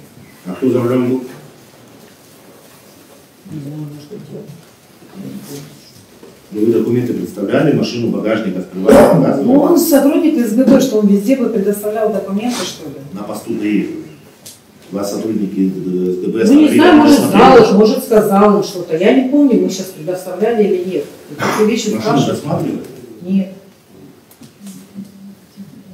А Машина какая у нас погода была? какая, она не тонирована, она по кругу открыта. Там Помните, досматривают. какая погода была? По-моему, кого вы узнали о том, что произошло в городе Крайне, если это вам не опостылено? Я мало узнала. Если я не ошибаюсь, от Кристины. Это вы еще в дороге были тогда или? Да нет, это потом уже. А по дороге, когда вы ехали в Дымуру, никто не звонил о том, что произошло в городе, какие события, спрашивали? Нет, ну я не знала до последнего, когда мы, по-моему, приехали уже потом. А во сколько в садик, если вы забираете, когда ребенок? Когда забирали? Но это все было еще светло, мы до дома доехали, еще темнота не было. Ну это 4-5 часов вечера. Ну где-то так. То есть до 4 до 5 вы ничего не знали, и когда уже ребенка за ребенком... Мы когда даже домой приехали, еще ничего не знали, потом уже. Потом еще. Потом. Скажите, Кристина вас просила подготовить еду на день рождения? Можно А в связи с чем у вас не получилось выговорить его? Ну, потому что с дому запозднились, пока мы с ним спорили, на какое-то рождение я пойду, или он там уже вместе поедем. Потом заехали до даты за блендером, и там задержались. Я тоже ждала, пока он со мной поедет, но, в общем, потом он все равно не поехал. Когда вы пришли уже, когда вас дату привез домой Кристине, вот, вы с ней разговаривали, вот, высказывали свое недовольство тем, что в доме находится посторонний человек? Ну, мне это не нравилось, что кто-то находится в доме. Вы высказывали свое недовольство? Кто-то есть, я сказал, что кто-то есть, но кто и что, я не знаю. То есть это было такое, что вы пришли к ней и рассказали раздраженно, что там кто-то есть? Раздраженно, потому что у меня с ним тоже были немножко напряженные отношения, и мне хотелось тоже с ним их выяснить. И когда кто-то дома есть, вы же понимаете, что это невозможно. Поэтому я и раздражена могла.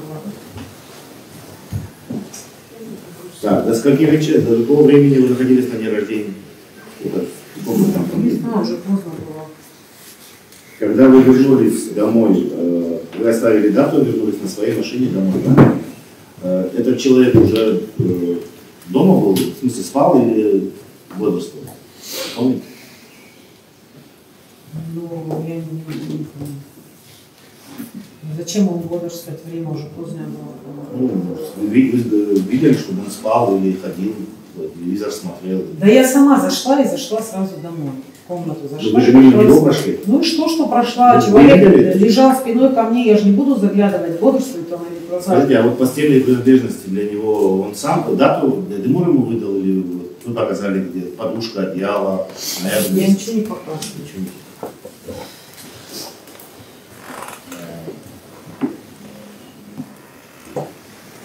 Так, то есть на вопрос защиты вы говорили, что вы не видели, чтобы этот человек прихрамывал, правильно? Он и не хромал. Я сказала, что он не хромал. Я сказала, что у него была медвежья походка, это не хромота точно. И я Дымур вам говорил о том, что этот человек наступил на голову? Нет. Он просил вас найти какую-нибудь мазь? Просто за мазь он спрашивал. Просто за какую-то заживляющую мазь. Но он при этом ничего не говорил. Скажите, вот вы сказали, спортивки было темное, а сверху что было? Тоже спортивка, майка или... Ну, может, футбол. Цвет не помните? Не помню. Это темно все, мне кажется, было. А дата, когда приходила, это какой день был? Это в тот день, когда вы вернулись с дня рождения или на следующий день?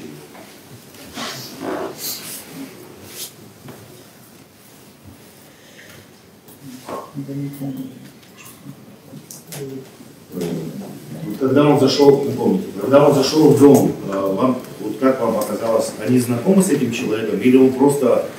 Я не могу сказать, они же на абхазском разговаривали, я не могу сказать, они знакомы. У вас же есть такие понятия, когда человек дома, кто-то становится, здрасте говорит, или там общаетесь на каком-то на своем языке. Я же не знаю, о чем они говорят. Откуда мне знать? Когда люди не знакомы, они представляются друг другу. Они же, понимаете, по-абхазски, когда Не разговаривают. имеет значения абхазский, китайский, имя, оно... Я не прислушивалась никаким разговорам. Было ли такое, что дату представился? Я дату, как тебя зовут? Я не знаю, я не могла этот момент не услышать. Группу уважал? Не 24 на 7. Я не Вы там находились в слышала. этот момент, причем здесь 24 на 7. В этот момент, когда дату пришел, вы были в доме. Вы видели, чтобы они поприветствовали друг друга, поздоровались? Ну, как-то, наверное, поприветствовали. Я в этот момент, по-моему, я даже после этого сразу ушла. Я дома не находилась. А куда вы ушли?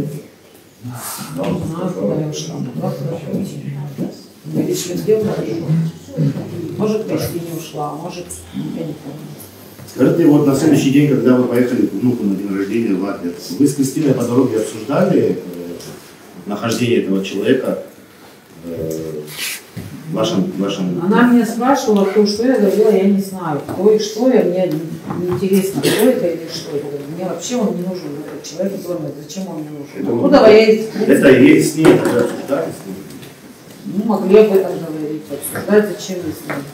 А когда она приходила, что вы двери не открыли, это вот за день до этого или в этот же день, когда вы ездили в Сочи? Ладно. В дороге она не обсуждали в этот момент, почему ты мне дверь не открыла? Такой разговор был?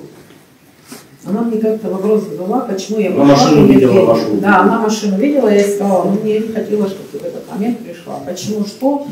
Я сказала, что там у нас какой-то гость есть, я говорю, просто не нужно было. Она знала уже об этом госте или она тогда первый раз об этом услышала? Нет, она, когда я первый раз говорила, она не знала. Я сказала, не надо приходить. Я Вы же говорите, что на день рождения Нестора еще за день до этого обсуждали. Я сейчас не помню, день рождения было до этого или после этого. Я по числам не помню.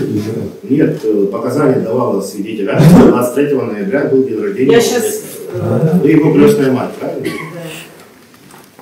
У вас какие взаимоотношения с Кристиной? Было такое, что вы ссорились, что вы... Не было. Когда она встречалась, кто в доме еще был? Никого не было. Вообще никого не было? А как вы поняли, что она встречалась? Потому что кто-то стучался, я видела в глазок, что это... Ну, вы в доме находились. Еще да, она, по-моему, звонила, до этого она стояла, я, по-моему, с балкона видела, она начала стучаться, я не открыла. Я даже сейчас не помню, этот человек уже был дома. Тимур, конечно, сознал. Он говорил вам, что не открывает двери? Тимур нет. А почему вы решили не открыть? Потому что у меня были с ним дела, которые я должна была обсудить. А там же был еще посторонний человек. Ну и ничего, еще второй посторонний человек уже мешал, значит. То есть вашу подругу вы не хотели принимать, а посторонний человек... Человек вынужден, без моего желания находился там. Я этого человека не приглашала туда.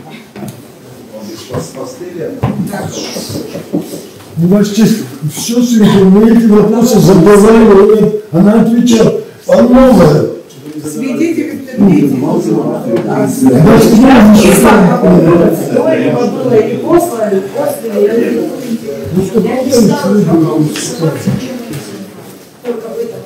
Скажите, пожалуйста, а вот где вы покупали эти сигареты? Это в каком районе? Вы еще в Пицунду заезжали? Я откуда помню, в каком районе. Это Я вообще было, купила да, или не купила, я не помню даже.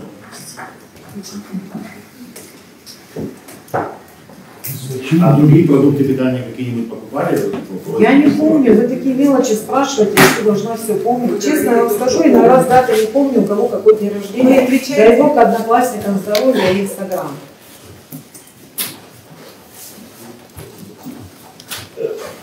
Если этого человека вы увидите, есть какая-то возможность со спины его опознать или увидеть его? Как я могу опознать? Я в тот момент, если бы мне на следующий день его показали, бы я бы его не узнала.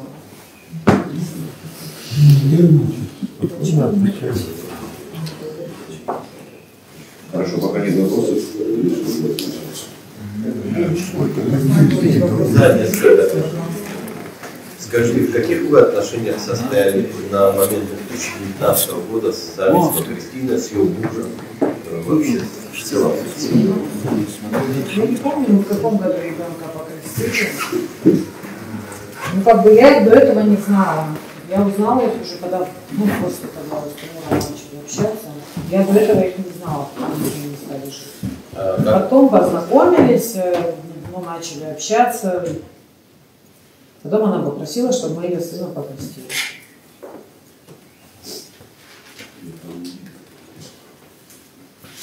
То есть она была инициатором вашего крестного Да, она сказала, я хочу, чтобы мы моего ребенка покрестили. Вы как отнеслись к этому? Когда просят о том, чтобы ребенка покрестить, нельзя же отказывать. Век отказывали. Не то, что мы прям подруги были невозливы, но как бы я отнеслась нормально к ней, приняла ее как подругу, как, я не знаю, даже как она по возрасту, в принципе, чуть-чуть младше моих детей. Ну, это примерно какой год было, если отталкиваться от 2019 года, от момента этих событий известных? Ну, это до этого было. Ну, за 2 года Я не раньше. помню, в каком году мы его крестили. Это был, наверное, я так думаю, что...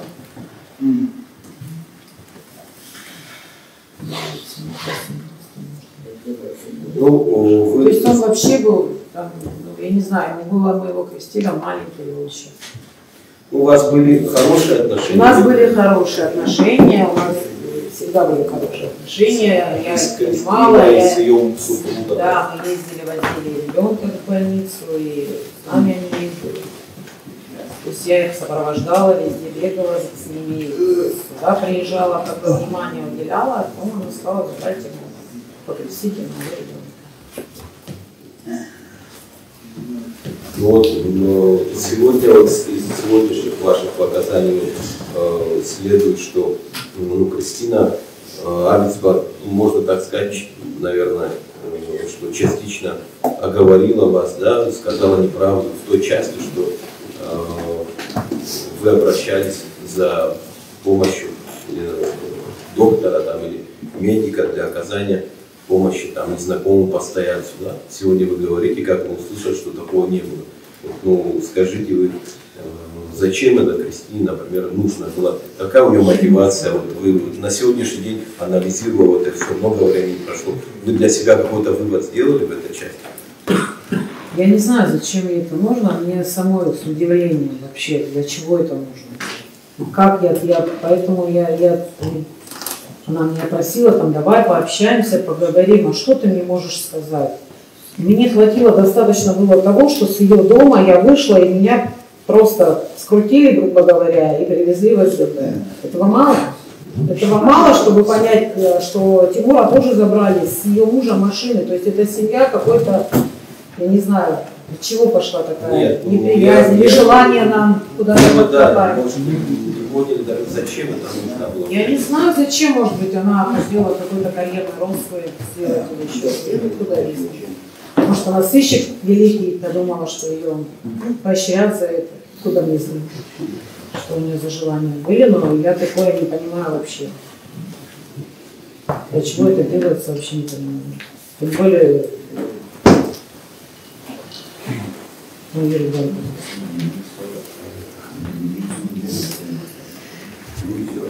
Такой вопрос к вам будет. Вот вы вспомните, 23 ноября 2019 года, это день рождения Нестора Самбуля, вашего Кукусова. Утром вы ездили с Кристиной Авицбах, куда вы были, всегда, то куда? Вот я чуть-чуть хронологию по времени, чтобы нам сориентироваться.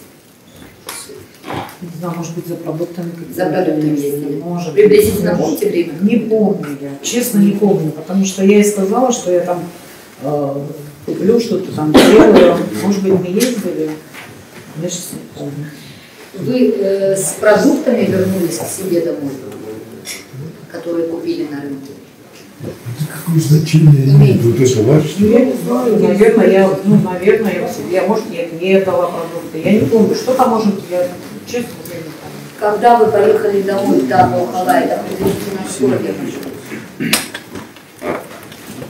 Одни и те же вопросы. Ну, приблизительно. Помнишь, что я зачем туда поехала? За блендером. За блендером поехали. Сколько там? А сколько? Мы там задержались, поэтому и на день рождения. То есть я чуть-чуть Да, припоздала. Халай был дома? Да, наверное, был. А может, был, наверное. А может, и не было. Нет, не помните момент? Я уже не помню, что было. Столько времени прошло, какие мелочи, что я могу помнить. Нет, вы говорите о том, что вы поехали в Дану Халай за блендером. Вы задержались там. Что вы там делали? Ничего, сама сидела. А ваш брат Тимур был? Ой, ваш Тимур, супруг. Тимур тоже был, а потом, я сейчас не помню, может, он куда-то ушел. Может быть, дата ушел. Я не помню. Когда дату вас попросил машину? В тот момент, когда вы дома? Его. Ну, вообще-то он сначала не то, что не просил, то есть он куда-то говорил, надо поехать. Я говорила, отвезите меня, берите машину и едьте. То есть, значит, вы все-таки находитесь у него дома, и дату, значит, дома, раз он просит машину. Я не помню, может быть, я его просил за ним куда-то поехать или приехать. Я не знаю, где он был. Честно, я сейчас уже не помню. Кто вас отвез домой? К вам обратно? Когда за мной приехал, да. А я не знаю, кто куда приехал. Вот вы Ну, находитесь с дня рождения меня дату. Нет, вы находитесь Я его Халае. довезла до дома. Как вы попали к себе домой? Да не к себе я попала, к Кристине попала. Нет, да, только вы же домой поехали готовить кушать с блендером. Я не правильно? поехала домой кушать, я оттуда с блендером нет, я уже все, оттуда пришла до Кристины, меня отвезли. Подождите, а когда вам стало тогда известно о том, что у вас гость незваный? И Кристине вы это рассказываете? Я же говорю, что я не помню, какого числа я Кристине вообще это рассказывала. Поочередность действий я не помню. То есть, что я могла ей там сказать, это могла. Если сказать, чтобы она лишь бы не приходила, лишь бы она осталась. 23-го дня рождения. Нет, я просто Нет, 23-го я сейчас не помню, он там был уже, или 24-го мы сами уезжали, он просил уже здесь стоять. Значит, скорее всего, 23-го он уже у нас. 23-го, значит, он был у вас. Ну, я думаю, что уже вот надо было. Я не могу утверждать. Вы блендер зачем поехали? Чтобы приготовить что-то? Готовить что-то, но я не приготовила. То есть блендер попала и Кристине Фактически я прошу вас, какое значение имеет? Но это никакого отношения не Я же имеет с к делу. теми руками приехала уже. Я Я пришла и сказала, Кристина, я ничего не приготовила, не было возможности и времени. И с блендером. Скажите, пожалуйста, кто вас привез к Кристине Аритьевне? Может, да, может. Вот в тот момент, когда... Забирал дата меня, кто привез, я не помню.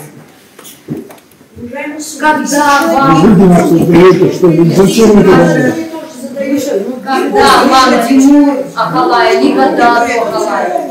Вот сейчас, чтобы вот это мне, вот поочередность событий вспомнить, мне надо, чтобы все собрались, и каждый сказал, что он Вы говорит. столько, чтобы я целились сюда прийти, я думаю, что вы должны были... Я целилась для того, чтобы сказать, что именно. Что происходило в здании СГБ, ваша цель?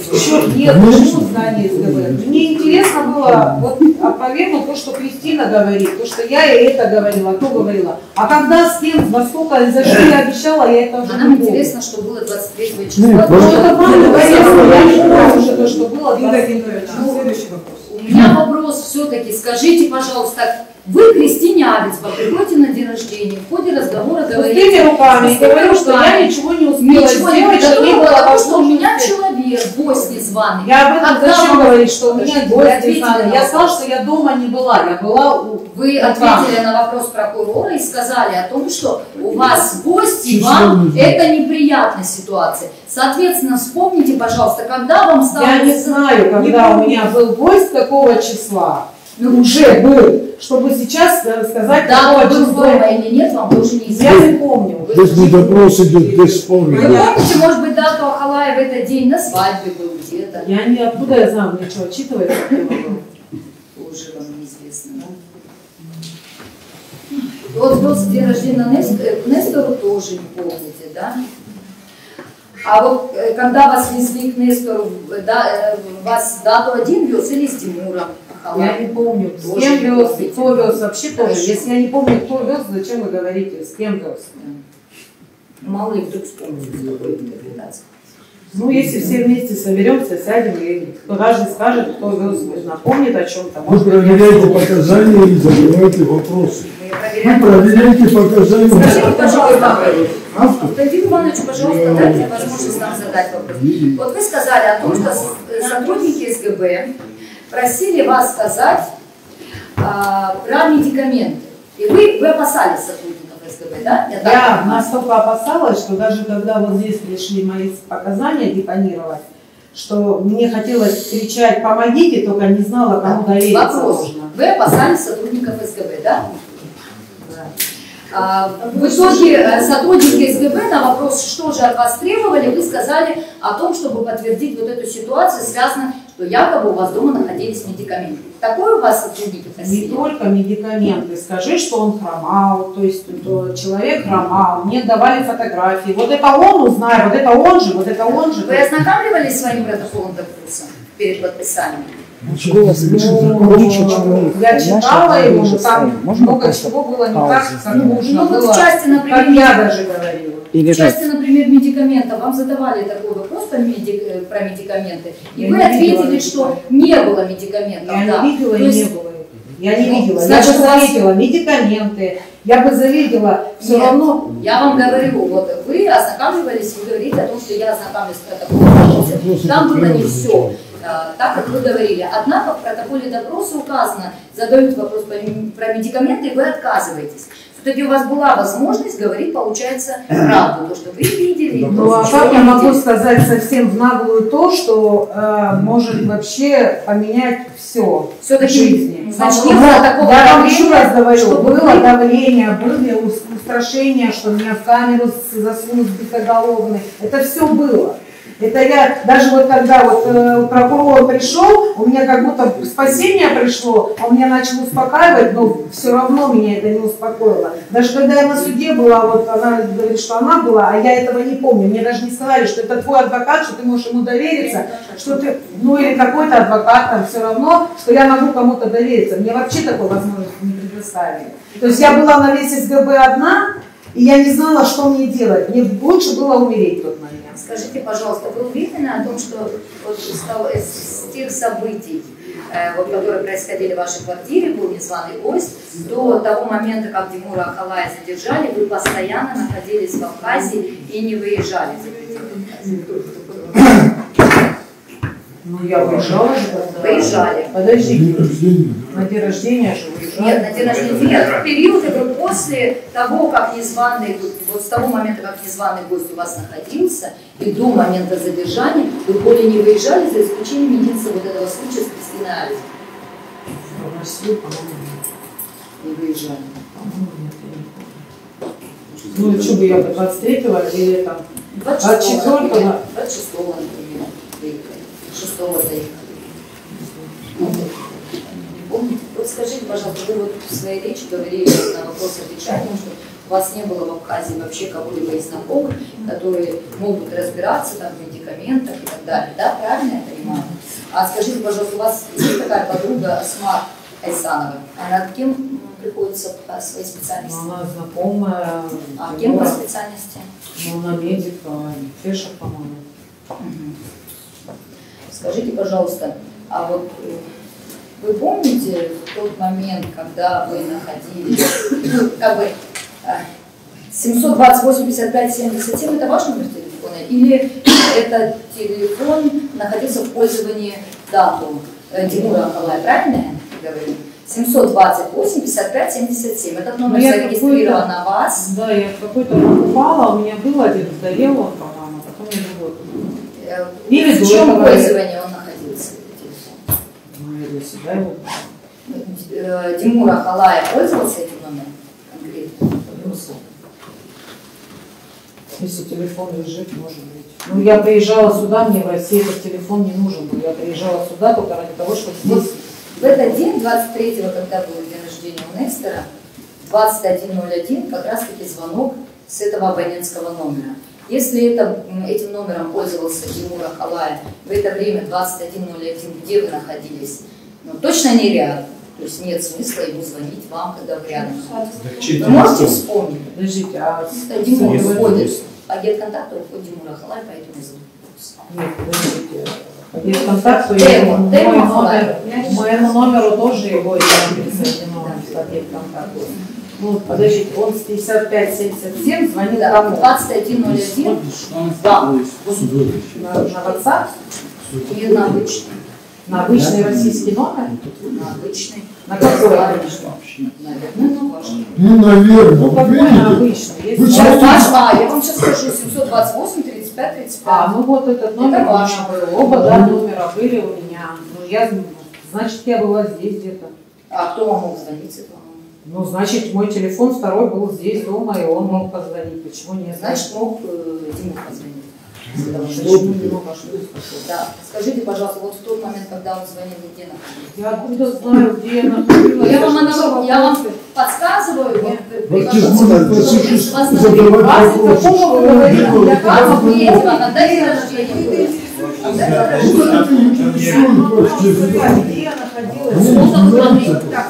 вы не можете не говорить, отвечайте Если не помнишь, вы создаете видимость. Мы не поняли, для чего свидетеля привели, который ничего не помнит. Скажите, сколько вы по времени находились у Кристины Альфовны? Час, два, три? Ну, может быть, часа 2, полтора, может, 2. Ну, не так долго я не находилась. Что это меняет?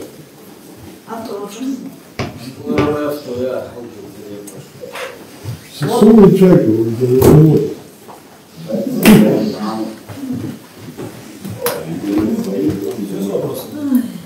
пока изучали, потом мне вопросы появляются. Давайте как-то посерьезнее, да? Ну, мы же не знали, что будет. Скажите, вот все-таки вы частично об этом сказали, как вот вы можете объяснить, что раньше вы говорили в своих показаниях на предварительном следствии, в том числе в ходе депонирования в суде, вы говорили о том, что вот этот незнакомый постоялец, который находится у вас дома, да, вот этот непрошенный гость, да, у него травма ноги. Ну, конкретно он наступил на гвоздь. Ему нужна мазь. Вы говорили, это ваши показания. Со слов Демура, вот поправляю, что Демур обратился к вам с такой просьбой найти. Просто спросил Нет, мать вот в этом и вопрос, что сегодня вы частично подтверждаете, говорите только за мазь. А вот он говорил, что именно наступил на гвоздь, поэтому нужна мазь. Тимур мне говорил, что этот парень наступил на гвоздь. Вы это рассказали?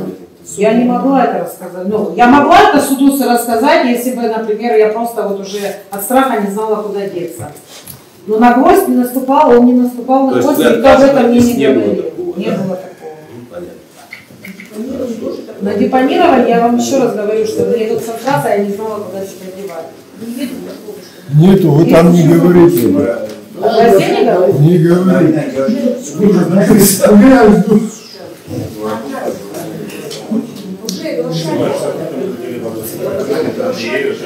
Депонирование огласили. Хотели бы в связи с существенными противоречиями данного ходе предварительного следствия и судебного следствия и просили бы огласить том номер 8 в листе дела 133, 139. Противоречие заключается как раз таки в утверждении о хромоте и утверждении о том, что именно со слов Демура она начала искать. Она ответила вам здесь.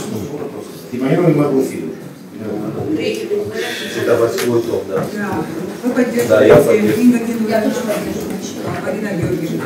Уже раскрывается. Ну эти противоречия. Вопросы, в принципе, все прояснилось.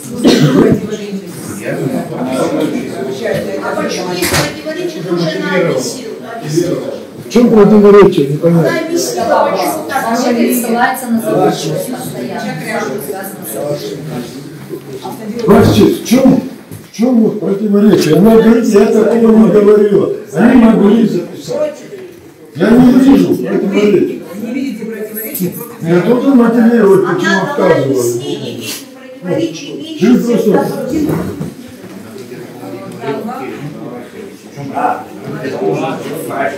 Я помню, она сказала, может, я ляпнула работу. Но это же смысл.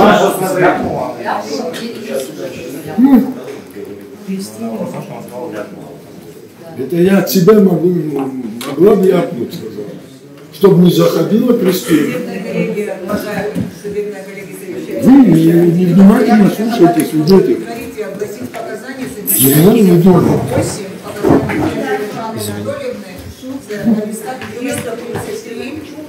Какого свидетеля я должен был привести? Это ваш свидетель.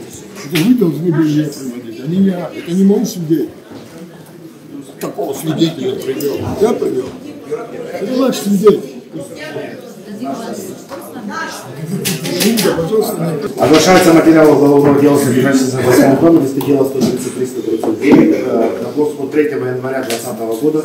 Допрос произведен в 17 часов 20 минут, 18:30. Следователь Ломев в помещении СДБ допросил Князеву Жанну Анатольевну, 77-го года рождения.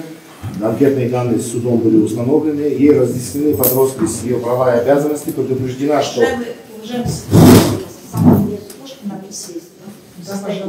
Сидите, послушайте, потом стоя дадите показания. Сядьте.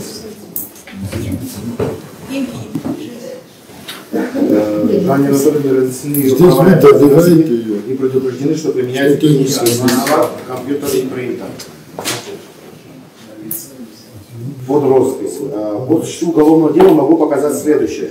Проживая по вышеуказанному адресу, речь идет по адресу город Сочи, Адлерский район, улица Оружейная, дом 2, со своей семьей, с двумя дочерьми от предыдущих браков, Джафаровой Сабиной, 23 года, и Галаян Анжеликой, 12 лет, внуком Караманян Сергеем, 5 лет. Состою гражданским браком с гражданином Абхазии Ахалай Демуром Ревазовичем. На протяжении 5 лет приезжаю к нему в город Сухум несколько раз в месяц на пару дней. Мы с ним совместно снимали квартиру на новом микрорайоне в городе Сухум. По улице Картузия, дом 3 или 4, точно вспомнить не могу, как и номер квартиры. Помню, что квартира расположена на 4-м этаже, в среднем подъезде, входная дверь слева от лестницы. На вышеуказанной квартире мы совместно с Демуром проживали на протяжении нескольких месяцев. За квартиру платили совместно с родным братом Демура Ахалай Дату. До этой квартиры Демур снимал квартиру в районе Сино, в городе Сухум, где проживал один, совместно с тяжело больным отцом, за которым ухаживал. Я на этой квартире была всего пару раз, так как в этот период была с ним в ссоре. После смерти отца Демура в конце октября 2019 года мы сняли вышеуказанную квартиру на новом микрорайоне, где постоянно проживал Демур. И я периодически приезжала к нему. Зарабатываю на жизнь подработкой в рекламной сфере. Вопрос. Уточните, где именно проживал Ахалай Демур 4 октября 2019 года? Ответ. Как я и говорила выше, на вышеуказанный период времени Демур проживал в районе Синопа, в городе Сухум, где ухаживал за тяжело больным отцом. Под ответом стоит роспись. Вопрос. Где вы находились 4 октября 2019 года? Ответ. Когда задержали Демура, мне стало известно от адвокатов, что его подозревают в покупке какой-то машины. Я стал анализировать с помощью фото и звонков в указанный день свои передвижения. Я точно могу сказать, что в этот день я находилась в Абхазии. Приехала 1 октября 2019 года, остановилась на квартире Демура.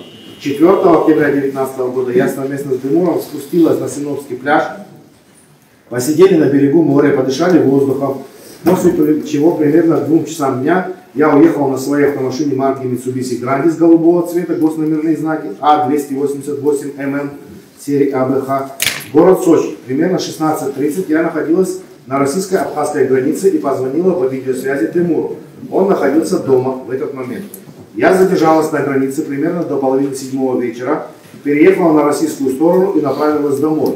И будучи уже дома, несколько раз за остаток дня созванивалась с Демуром по видеосвязи посредством WhatsApp, закрепленным за номером +7 938 455 20 23, которым пользовался он. Другой связи с ним не было, никакого абонентского номера для звонков у него не было в тот период. Роспись под ответом. Где вы находились 22 ноября 2019 года? Ответ. 21 ноября 2019 года совместно с Демуром находились на своей съемной квартире на новом микрорайоне. Примерно к 8 часам утра мы с ним на моей автомашине Mitsubishi Grandis направились в район Учхоза, недалеко от города Сухум, где загрузили примерно 700 килограмм мандарин и направились на российско-абхазскую границу с целью их реализации и извлечением прибыли. Примерно к 12-13 часам, точно вспомнить не могу, мы приехали на КПП ПСОВ и увидели, что цена на мандарины невыгодная для продажи. Решили подождать. К вечеру я направилась к себе домой в город Сочи, а Демур остался ночевать на границе в машине. На следующий день, примерно в 7-8 утра, я приехала к Демуру. Мы решили продать мандарины по той цене, которая была у них на тот момент. Цена была низкая, однако, как мы их продали себе в убыток и направились в город Сухум. По дороге мы заехали на Гудаутский рынок. Демур просил купить солнцезащитные очки. Мы заехали на указанный рынок примерно к 2 часам дня. В одном из магазинов купили Демуру солнцезащитные очки за 8000 рублей. И примерно через полчаса направились в сторону города Сухум. Приехав в Сухум, еще примерно через полчаса, мы через новый микрорайон спустились в Учхоз, где забрали пустые мешки, оставленные ранее. После чего забрали из детского сада моего крестника Сангуля Нестора и все вместе направились на нашу съемную квартиру. Через некоторое время, точно сказать не могу, сколько прошло, за ребенком пришла его мать, моя подруга Кристина, и забрала его. И весь остаток дня мы с Демуром из квартиры не выходили. 23 ноября 2019 года с утра я находилась дома вместе с Демуром. В тот день был день рождения у племянника Демура в городе Ачимчира. И он просил меня туда поехать. Однако я собиралась на день рождения к своему крестнику Сангуля Нестору. И мы долго спорили по этому с Демуром. В итоге было решено ехать к Нестору, однако мне необходимо было забрать блендер на квартире у Ахалая Дату, и мы совместно с Демуром поехали домой к брату Демура Дату. По приезду туда дату стал задерживать Демура, говорил, что надо куда-то поехать. Когда я попросила Демура отвезти меня на день рождения и оставить там, что он и сделал на моей автомашине. Примерно к 10-11 часам вечера мне поступил телефонный звонок от Ахалай Дата, который ответила моя подруга Кристина, мать Нестора. Дату сказал ей, чтобы я спускалась, что он приехал забрать меня домой. Через пару минут я спустилась во двор и была удивлена, что за мной на моей же автомашине приехал Дату, а не Демур. Я спросила у Дату, а где Демур? Он ответил, что он у себя дома. После этого я села в свою автомашину, и Дату поехал в сторону своего дома, где он вышел из автомашины, а я села за руль и поехала к себе домой. Приехав домой, поднялась в квартиру, зайдя, увидела в зале незнакомого мужчину. Пройдя мимо него, зашла в свою комнату, спросила у Демура, кто это, на что он мне ответил, что это его близкий друг, у него проблемы, и он поживет у нас пару дней. Я больше не стала задавать вопросов, спросила, как его зовут. Он ответил, что этого мне знать не нужно. После этого я больше из комнаты не выходила. Через приоткрытую дверь я заметила, что тот незнакомый мужчина прихрамывает. На следующий день, 24 ноября 2019 года с утра, я встала и вышла из своей комнаты в зал. Демур находился в квартире, незнакомый мужчина спал на диване. После чего я совместно с Кристиной поехала в город Сочи к своему внуку на день рождения на своей автомашине. Вернулись из Сочи поздно ночью, по дороге заехали в Пицунду. Когда я вернулась в нашу квартиру в Сухуми, тот незнакомый мне мужчина спал на диване. Я тихо зашла в свою комнату, Демур был там, после чего я легла спать. События 25 ноября 2019 года плохо помню. Помню, что встала утром, незнакомый мужчина находился в зале. Увидев меня, он встал затылком ко мне, скрыл лицо, одел был футболку с коротким рукавом темного цвета, спортивные брюки темного цвета. Я пошла на кухню. Демур сказал мне, что наш гость наступил на гвоздь и спрашивал, какую мазь лучше применить в таких случаях. Я нашла в сети интернет подходящую мазь, название вспомнить которой затрудняюсь, и сказал об этом Демуру. В тот день нашего гостя навестил Дату Ахалая. Они разговаривали на абхазском языке, очень сложно читать. Шум. Вы не обращайтесь. В тот день нашего гостя навещал Дату Ахалай. Они разговаривали на абхазском языке, о чем мне неизвестно. Я находилась в своей комнате, через некоторое время уехала по своим делам. Находилась в пределах города Сухуми. Когда я вернулась, в котором часу не помню, было уже темно. Незнакомого мужчины в нашей квартире уже не было. Я не стала ничего спрашивать, обрадовалась, что незнакомца уже нет. В общей сложности он провел у нас в квартире 2-3 дня. Могу немного ошибиться в датах его отъезда. Вопрос. Можете ли вы описать того мужчину, который находился у вас в квартире 2-3 дня с 23 ноября 2019 года? Ответ. Я видел указанного незнакомого мне мужчину всякий раз с затылка. Он прятал свое лицо. Поэтому с этого ракурса смогла разглядеть лишь некоторые приметы. Рост примерно 172-175 сантиметров, среднего телосложения, волосы темные, короткая стрижка, форма головы округлая. Поскольку я не видел лица этого человека, опознать его вживую либо по фотографии я не смогу.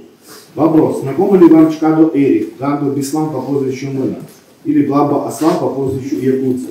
Ответ. Указанные лица мне не знакомы, впервые о них слышу. Вопрос. Навещал ли кто-либо, кроме Ахалая Дату, незнакомого мужчину, который находился у вас в доме 23 ноября 2-3 дня, и оказывал ли ему медицинскую помощь, перевязывали ли рану? Ответ. Может быть, в мое присутствие кто-то и приходил, однако я никого не видела, никаких медикаментов и бинтов в квартире я не наблюдал. Вопрос. Имели ли вы ранее случаи, когда в вашей квартире и Демура квартире гостили незнакомые вам люди? Нет, такого ранее никогда не было, поэтому вышеописанный случай с незнакомцем меня не насторожил. Сказано, мне более добавить нечего, замечаний нету. Подпись Князева. Замечаний не поступило, прочла лично. Подпись, следовательно, и ксерокопия ее паспорта. Одно противоречие. Демур я и сказал, да, вот это? Сильное противоречие. Ваши подписи, посмотрите.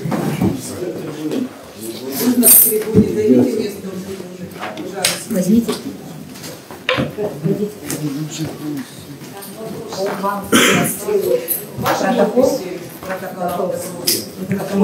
Это который был в Азаташе первый. Третий.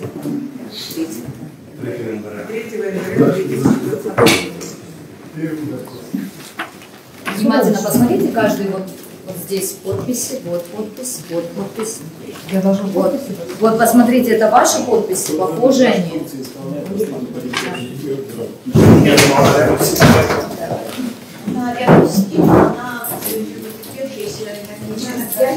У нас тоже прокурор работает.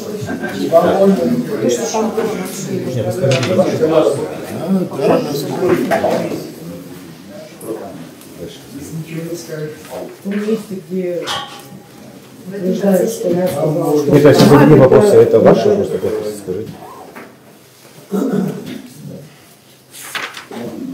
Это вы писали или следователь? Это следователь.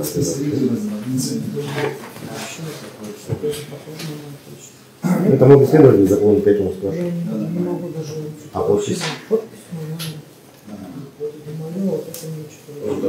Это следователь. У вас есть замечания или Нет, нет. если у вас написано лично прочитано, ну, по-моему, это не может быть. Поступило личного прочтения.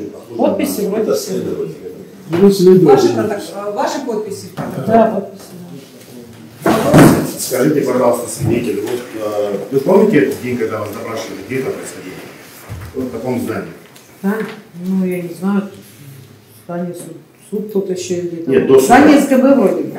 А это где здание находится? Я откуда знаю, где там находится? Я что, знаю, где здание СКБ Вы не были вроде бы? никогда в здании СКБ? Ну, потом была, я приносила кушать Муру, когда его задержали. А меня когда привезли, я что могла видеть, во-первых, в шоковом состоянии, куда везут, где везут, я это... А вы знаете, где вы сейчас находитесь? Да, наверное, здание СКБ. В это здание? В этом здании вас Ну, если суд у меня в этом здании был, значит в этом. Вы же на суде. В суде я не был. Я говорю допрос. Не судебный допрос, а когда вас следователь допрашивал за день до суда. Ну да, я думаю, что я в этом здании была. Скажите, пожалуйста, кто находился в помещении, когда вас допрашивал? И кто вас допрашивал? Мужчина, женщина? Форме? Женщин не было, ни одной женщины, мужчины одни были. Кто допрашивал, откуда я знаю, что не каждый раз заходил. Ну, вам представлялся Очень человек. было молодых парней, все были по гражданской форме, и я вообще даже не понимала, кто они. Ты сомневаешься, кто У вас все были в тот день, никто по форме не был, кроме ребят, которые в масках стояли. Вот здесь такие некорректные, кто допрашивал. Там же написано, кто допрашивал. Они откуда знают? Почему так вот делаете? Давайте серьезно отнеситесь. Очень серьезно. А кто допрашивал? Сейчас ты не видишь, кто допрашивал? А? Адвокат допрашивал. Да не, создаете вид, там, Кто находился еще в служебном кабинете, когда вас... издеваетесь уже. Много всегда было. Я вам говорю, что Когда здесь произвел допрос, приходили. были ли еще посторонние лица, кроме следователя? Ну а кто мне, вот скажите, кто-то мне представил, посторонние лица или не посторонние? Когда меня завели в кабинет. Есть в кабинете люди, Вот сейчас кабинеты я же можно вот здесь сказать? понимаю, что это адвокаты, а вы, а там судьи. Все, а тогда я ничего не понимала. В кабинете, кроме следователя и вас. Я еще не кто-то знаю, был? было полно, всегда людей Были было люди? много. Были люди. Всегда были люди. Кто они были, я не могу знать. Когда вы вот эти подписи ставили, люди какие-то были? Я не помню. Не помню. Скажите, пожалуйста, вы читали этот допрос? Здесь написано путем личного, то, что сейчас я зачитал. Вы после того, как завершился ваш допрос, вы читали эти показания? Я когда-то его почитала, и я сделала замечание, что вот эти вот какие-то слова здесь, то есть я о них вам не говорила, что вы их туда написали. На этом мне сказали, что ничего на суде скажешь. Что на суде, в принципе, я... В чем именно ваши замечания были? Ну, то, что человек, что я утверждала, что я видела, что человек хромал. Я про хромал вообще ни разу никому не говорила. А про гвоздь? А? Про гвоздь вы делали замечания следователя? Там что, про гвоздь что написано? Я сейчас не помню, я сейчас читаю, я пропустила. Тимур вам сказал, что он наступил на гвоздь. Тимур мне не говорил об этом. Вы делали такое замечание следователю, что здесь неправильно написано? Да. Я не помню, может быть, на суде и делала. Я делала несколько Не на суде, замечаний. забудьте суд. За день до этого. Мы суд был не оглашали. Я говорила о каких-то замечаниях внизу еще, что я об этом не говорила. Они мне говорили, что вы, что Перед ничего началом страшного, окончания потом это допроса все свидетеля исправится. заявление замечаний не поступило. Еще раз? Перед началом, в ходе по окончанию допроса от свидетеля Князевой заявлений, замечаний. Я могла что-то пропустить, может быть, замечание не сделала. Но вот Сейчас вы считаете, что говорите, следователь что- неверно записал вот эти два момента, правильно я понимаю? Ну, на какие-то моменты я акцентировала, говорила, что это я такого не говорила. То есть в части хромоты вы не поддерживаете, в части того, что Демур вам сказал про гвоздь, вы не поддерживаете, и что вы обращались за помощью врача Кристине, вы не поддерживаете. Да. В этом противоречие. Потом депонировали, подтвердилось. Ой. Еще вопрос у меня был. Скажите, пожалуйста, говорили ли вы Кристине, что вам, вот когда вы находились на дне рождения, что вам запретили выходить с комнаты вашей? Никто не запрещал, что выйти из комнаты. Кристине вы такое говорили, да? Нет, я откуда могу помнить, что я говорила такое? Мне, кто мне может запретить выйти из комнаты? Никто не может.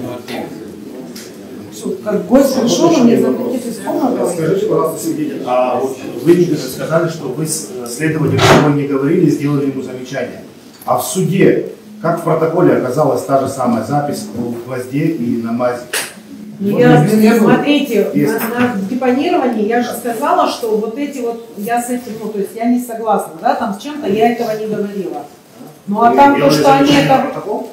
Ну, я уже здесь говорила, что я там этого не могла говорить. Я не читал протокол депонирования, вы когда успели сделать замечание? Я говорю, что когда у меня был суд, на суде я сказала, что вот это я не говорила там внизу. И то, что вот протокол... Это про хромоту. И про хромоту, и не знаю, там что про что. Про гвоздь у меня разговора не было. Тимур мне не говорил.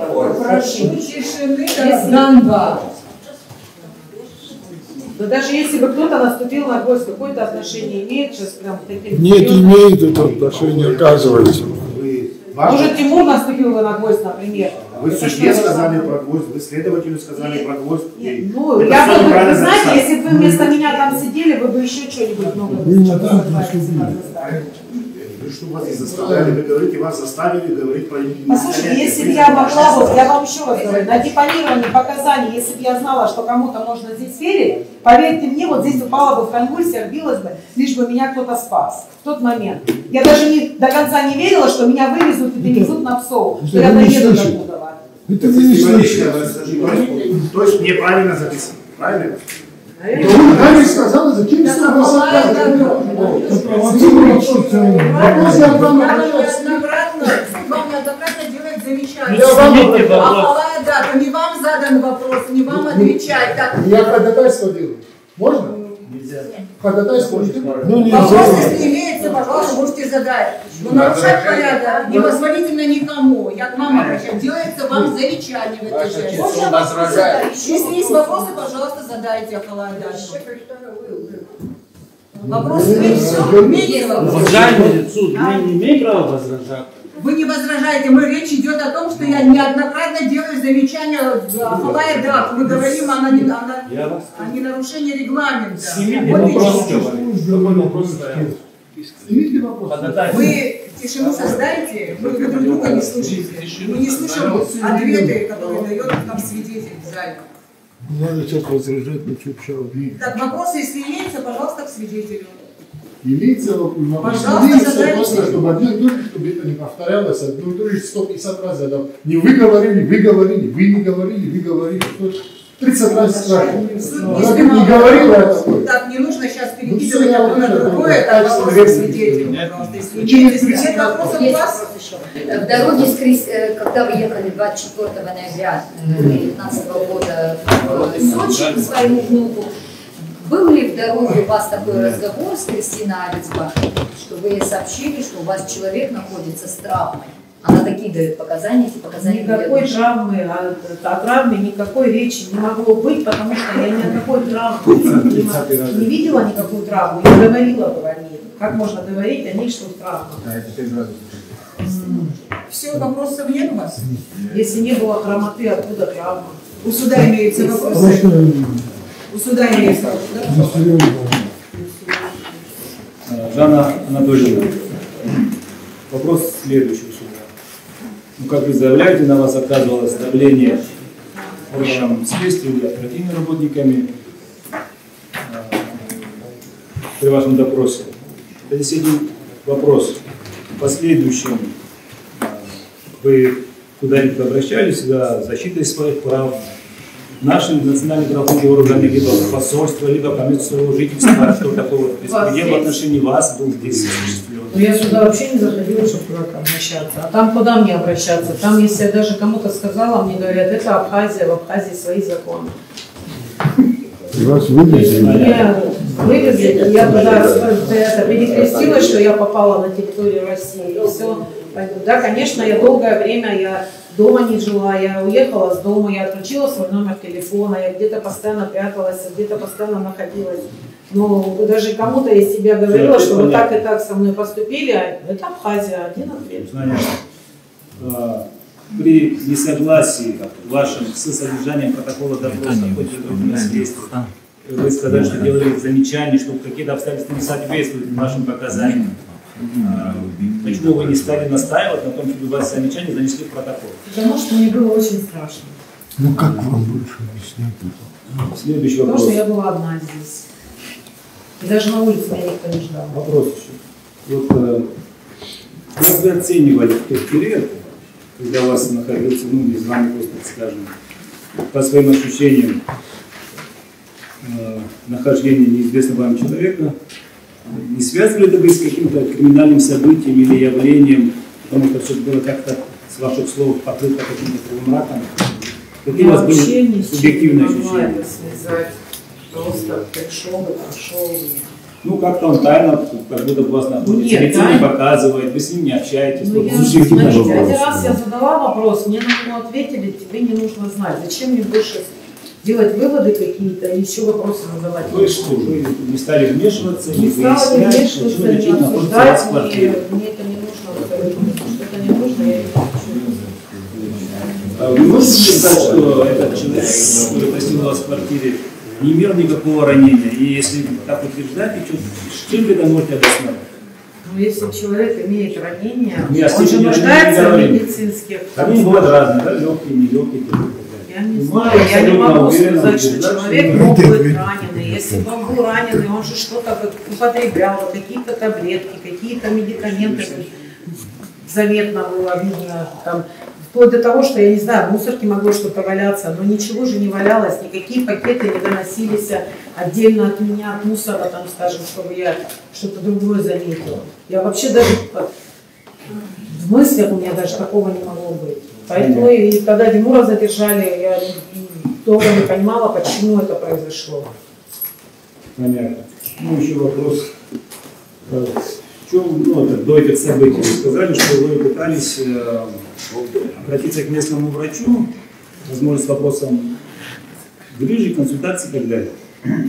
Если этот вопрос грыжи является гражданкой России, наверное, имеет медицинский полис, состоит на учете по месту жительства в поликлинике и так далее.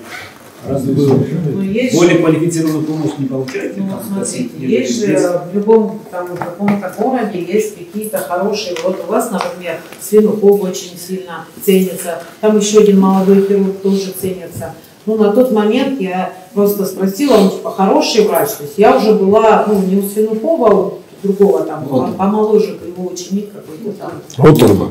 Да? Оторба. Оторба, да, я у Оторбы тоже была. Вот. Но это в общем. И, ну, я думала, еще какую-то, может быть, спрошу. То есть неважно, я в каком государстве нахожусь, я же имею право по врачам походить и спросить, несмотря на то, что хорошие они или плохие. А? Почему хирург? Потому что у меня спина болит, поэтому, наверное, хирург. Травматолог, я была, то есть у меня там спинные грыжи есть.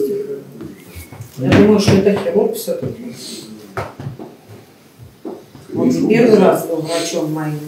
Данный свидетель, вы как-то в своих показаниях коснулись того, вот, что в Абхазии, что вы имели в виду, что вот в Абхазии беспределы и так далее? Что вы подразумевали, что в Абхазии нарушаются права и свободы граждан?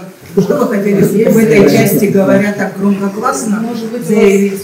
Смотрите, у вас город вроде бы государство небольшое, да, и как бы все заметно. Да, все родственники, все. То есть куда ни коснись, куда ни пойди, у вас везде родственные связи. Если родственники, то нормально. Если не родственники, то отсюда. В этом и есть беспредел. остановили кого-то гаишники, позвонил родственнику, его выпустили. У вас везде... Так вы это имеете. Давайте тогда вернемся к вашему допросу, который имеется в материалах дела, а именно вот то, что было сейчас оглашено, и в котором вы как-то подтвердили, что да, действительно в протоколе это ваши подписи, да. С чем вы согласны? Только в каких-то частях вы попросили, что неверно следователям указаны какие-то изменения, да, ну как бы, да, что внесено не то, что вы говорили. Но скажите, пожалуйста, вам следователь разъяснял вам ваши права в той части, что за дачу заведомо ложных показаний вам есть уголовная ответственность. В этой части он вам разъяснял, учиняя подписи на протоколах. Люди разъясняют, что это... Да, вот. А всю ответственность понимаете? Ну, я понимаю, что я врать не должна, конечно. Зачем мне врать?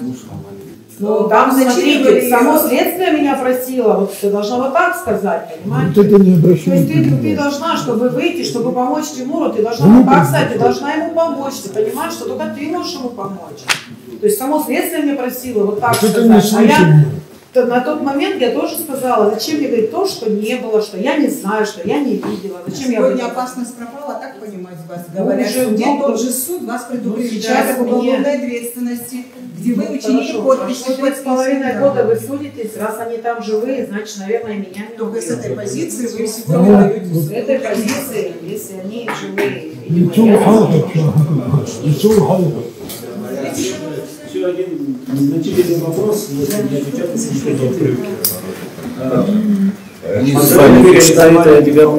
вы были в минусе, вы сказали, да?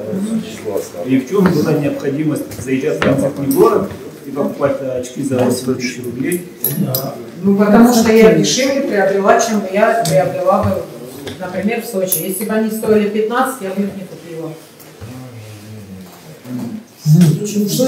Я в Армению ездил и там покупаю себе вещи. Нет, заезд в город Будовый был связан только с покупкой очков, да? Ну, вообще он просил купить какие-то очки. Ну, мы поехали, я вообще плохие не хочу. Больше предложений по очкам? А? В Сухуми не больше предложений, выбор? А в Сухуми где я была, чтобы понимать, где есть очки и где нет очков? То есть я по магазинам здесь особо не ходила и выбора тоже не видела. Заедем на рынок, ну заедем. Еще раз присылала в тот день, вот, да, когда произошло убийство на набережной 22 ноября, да, в январе 2019 года, вы возвращались в СО, да, вместе с Саховаем Теймуром. А в какое время, можете временной промежуток, когда вы остановились и покупали очки, как вы говорите, какое-то время? Я даже, честно говоря, по-моему, эти видео, ну, по-моему, даже я ездила, по-моему, туда. И даже с камер видеонаблюдения попросила, что, то есть, мне так сказали, что его убийство обвиняют, какое убийство, если его не было даже в Сухуми. Можете время вспомнить? Ну, это было где-то обеденное время, может, послеобеденное. Район, где вы покупали вместе с Деймуром, выбирали очки, район... Да в Гудауте, там в центре, наверное, где рынок рядом был, там магазины были, бутики всякие. И сколько вы там задержались? Приблизительное время. Примерно около часа. А вернулись, когда вы уже въехали на город Сухум, дальше вот ваше движение? Заехали на этот сам за мешками, потом вернулись домой, ребенка забирали. И когда вам стало известно о преступлении, которое было совершено? Я не помню, может быть, время, на следующий день, может быть, или в этот же день, может быть, потому что, ну, я так точно об этом не откуда было знать. Я так все-таки думаю, что, по-моему, Кристина об этом говорила. Ну, не помните, в тот день, не помню. Ну, откуда-то, да, вот эта информация пришла, что там такое случилось, очень много там, ну, остановили, что этого, наверное, рейд был. Вопрос какое-то обсуждение было. Понятно. У вас будет вопрос? Спасибо вам за ваше участие. Можете идти. Спасибо. Более есть заявление ходатайства? Сегодня нет.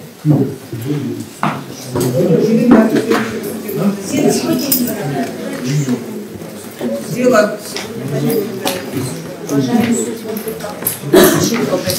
Сегодня понятно, как бы мы поздно начали работать, но как минимум по 3-4 свидетелей, чтобы обеспечивали квалификацию. А у нас нет Свидетели также не озвучиваете. Дело. Следующее судебное заседание.